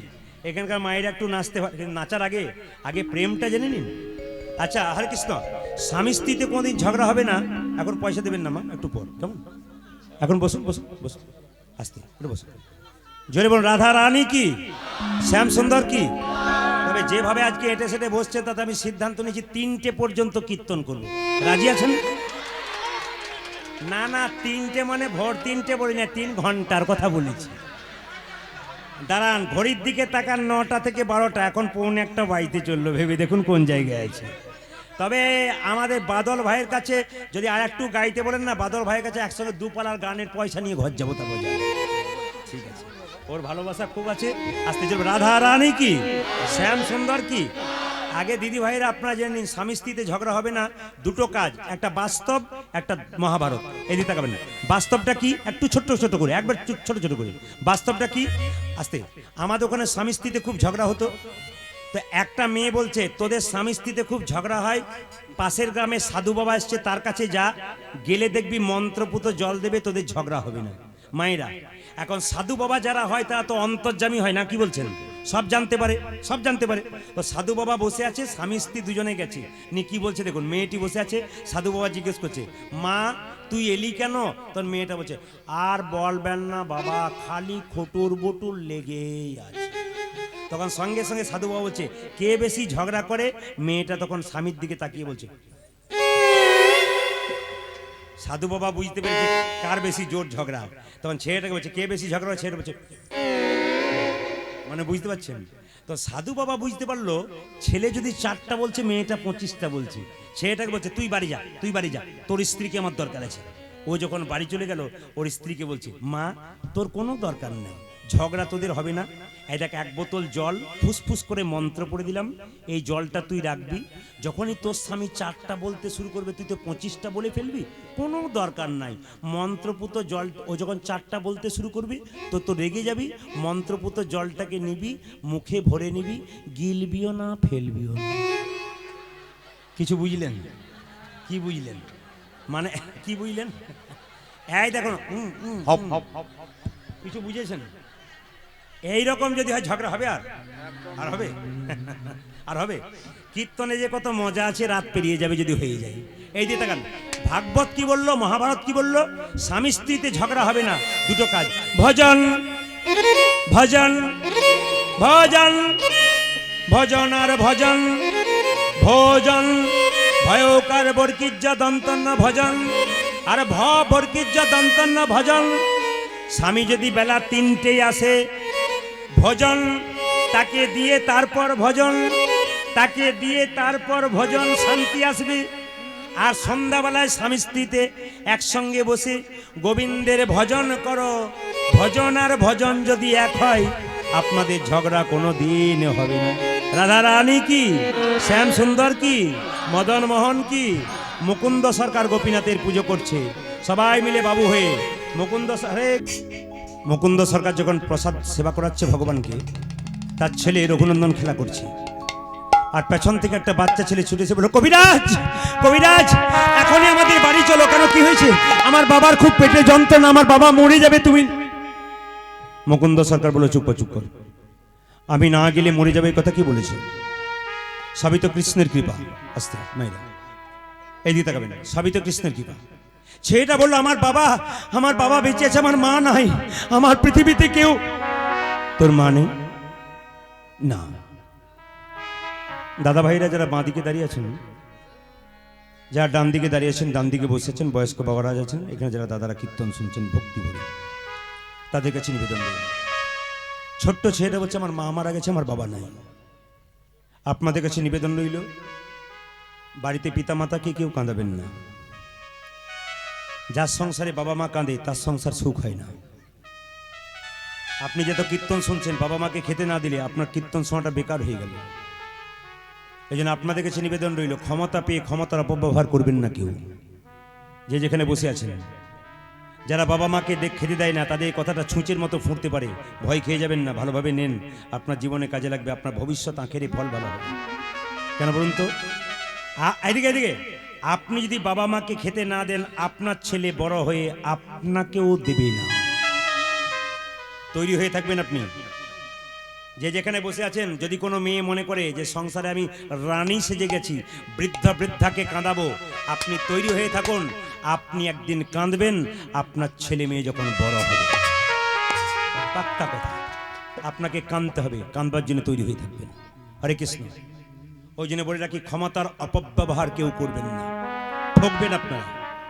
আপনি কি করে আশা করতে পারেন আপনি যাকে দিলেন না, যাকে কোলে করে মানুষ করছেন, তার কাছে পাবেন? 100% পাবেন না। তৈরি হয়ে থাকুন। ভগবান কৃষ্ণ সুদামাকে বলেছে, সুদামায় জগতে 3 রকমের গুরু আছে। প্রথম গুরু পিতামাতা, যার থেকে জন্ম পেলি, সে যদি কাঁদে কৃষ্ণ পাবি না। দ্বিতীয় গুরুকে ব্রাহ্মণ, যে বেদকর্ম কুলক ধর্ম শেখায়, এ হচ্ছে দ্বিতীয় গুরু। আর তৃতীয় গুরু কি? আমি অজান্তে তাদেরকে ভক্তি শিখিয়ে দিই। আপনাদের কাছে নিবেদন রইল, যে যেখানে বসে আছেন, হরে কৃষ্ণ, মা কাঁদাবেন না। মার বাবার মধ্যে, বাচ্চাদের শব্দ বন্ধ করুন। মার বাবার মধ্যে তফাৎটা কি আছে? দুজনই সমান, কিন্তু বাবার চাইতে মায়ের গুরুত্ব বেশি। কেন বলুন তো? একটা বাচ্চা ছেলে রাস্তায় খেলা করছে, এদিকে তাকাবেন, তার বাবা কাজ থেকে 1 মাস পর ফিরে আসছে, ছেলে বলছে বাপি বাপি বাপি বাপি বাপি, কোলে নাও কোলে নাও। বাবা কি বলে? চল চল বাড়ি চল, বাড়ি চল। কি অবস্থা করেছিস, ধুলো লাগিয়ে জামা প্যান্ট অপরিষ্কার করেছিস, চল বাড়ি চল, বাড়ি চল। আঙুল ধরে বাড়ি নিয়ে গেল, মা ধুয়ে মুছে পরিষ্কার করে দিল, তারপর বাবা বাচ্চাটাকে কোলে নিল। কিন্তু মায়েরা বলুন তো, আপনি নতুন কাপড় পরে খেতে বসছেন, দুপুরবেলায় প্রচন্ড খিদে পেয়েছে, খেতে বসেছেন, আপনার ছেলে ধুলো মাখা অবস্থায় আপনার কোলে ঝাঁপিয়ে পড়েছে, আপনি তাকে তাড়িয়ে দেবেন না ধুলো মাখা অবস্থা দেখে ছাইটাকে ঝাড়বেন, বাচ্চাকে খেতে দেবেন না? তা নয়, বাচ্চা মায়ের কোলে ঝাঁপিয়ে পড়লে মা শাড়ির দিকে তাকায় না, নিজের বাচ্চাকে কোলে নিয়ে না খাইয়ে খাইয়ে দেয়, এরই নাম মা। বাহ ঈশ্বরচন্দ্র বিদ্যাসাগরের মতো মা হন। খালের মা নয়, বিলের মা নয়, সাগরের মা। মা হওয়া তো সোজা নয়। আপনি মা হয়েছেন বলে আপনাকে মা বলা যাবে 100% বলা যাবে না। ছাগল গরুও মা হয়, আর মানুষও মা হয়। মা হতে গেলে অনেক দায়িত্ব কর্তব্য আছে, এমনি এমনি মা হওয়া যায় না। আমি মা হয়েছি, আপনি বলে দিলেন আপনি মা হন নাই কেন? মায়ের বিশেষ দায়িত্ব আছে, এত সোজা নয়। মায়ের মন যদি বড় হয় সন্তানের মন বড় হবে, আর মায়ের মন বড় না হলে সন্তানের মন বড় হবে না। দেখে নিন আপনারা, আমার পাশের বাড়িতে দেখেছি একটি মেয়ে তার বাচ্চাকে বলছে, স্কুলে যাবি, টিফিন বাক্সে খাবার দিলাম, নিজে খাবি, কাউকে দিবি না, খেলে তোকে চড়িয়ে দাঁতগুলো ঝরিয়ে দেবো। বারবার মাটা বলছে নিজে খাবি, কাউকে দিবি না, এই দেখ টিফিন বাক্সে খাবার দিলাম। ছেলে নিজে খেলো, কাউকে দিল না। ছেলে যখন চাকরি পেলো, বিয়ে করলো, মা বাবাকে খেতে দিল না। মা বাবা বলছে তুই খেতে দিচ্ছিস না কেন? ওই যে ছোটবেলায় শিখিয়েছিলি নিজে খাবি, কাউকে দিবি না, ওই যে নিজে খেলাম, মা বাবাকে দিলাম না। আপনাদের কাছে নিবেদন রইল, একবারে পাক্কা তৈরি হয়ে থাকুন। যদি আপনি কাউকে না দেন, আজকে শপথ করে যান হরিবাসরে, তাকে দিন, বৃদ্ধা বৃদ্ধকে আপনিও পাবেন। আর আপনি না দিলে আপনাকে হরিবাসরে দাঁড়িয়ে বসে বলে গেলাম, আপনি কাঁদবেন কাঁদবেন কাঁদবেন, পাক্কা বলে দিলাম আপনাদেরকে। মেনে নিন আপনারা, যদি এই কাজটা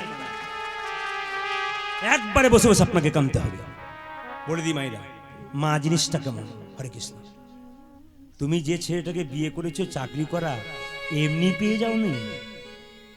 তুমি যে বুড়িমাকে খেতে দিচ্ছ না, সে না খেয়ে তাকে মানুষ করেছে, তারপর তোমার হাতে তুলে দিয়েছে, এমনি এমনি পাওনি। তোমাকে বুঝতে হবে, তাকে আগে ভজনা করো, তবে তোমার শান্তি হবে, নইলে হবে। আর মা কাকে বলে? মায়ের পেটে যখন বাচ্চা থাকে বাড়ির সবাই ঘুমোয়। ওই যে যার পেটে বাচ্চা থাকে সে ঘুমোয় না বাবা, সারারাত্রি ওঠে আর বসে, এরই নাম মা। আর মা কাকে বলে? রাত্রিবেলায় দূর থেকে কীর্তন শুনতে এসছেন, বাড়ির সবাই ঘুমোবে, একজন দরজাটাকে খুলছে আর বেরোচ্ছে, তিনি হলেন মা। বাড়িতে যখন দেখবেন কোনো ছেলে না খেয়ে বসে থাকে, বাড়ির সবাই খায়, একজন খায় না, তিনি হলেন মা। তিনি হলেন মা। আর মা কাকে বলে? একটু মন দিয়ে শুনবেন মায়েরা। আর মা কাকে বলে? এইদিকে তাকাবেন। আর মা কাকে বলে? মেয়েরা দেখবেন বাপের বাড়ি যায় না। কখন থেকে যায় না বলুন তো? যখন থেকে তার মা মারা যায়। দিদি বাপের বাড়ি যাবে না? বলে কার কাছে গিয়ে দাঁড়াবো? আমি যার কাছে গিয়ে দাঁড়াতাম সেই তো নেই। মায়ের গুরুত্ব, বাবার গুরুত্ব সংসারে। মেয়েরা কেঁদে কেঁদে বলে বুড়ো বাবাটা বেঁচে ছিল, সেটাও চলে গেল, আর কার কাছে গিয়ে দাঁড়াবো? সবচাইতে লজ্জার ব্যাপার কি জানেন? একটা মায়ের পেটে একটা বাচ্চা 10 মাস 10 দিন জায়গা হয়, কিন্তু সেই ছেলে বড় হয়ে কলকাতায় ফ্ল্যাট কিনলে মা বাবার একদিনের জন্য জায়গা হয় না।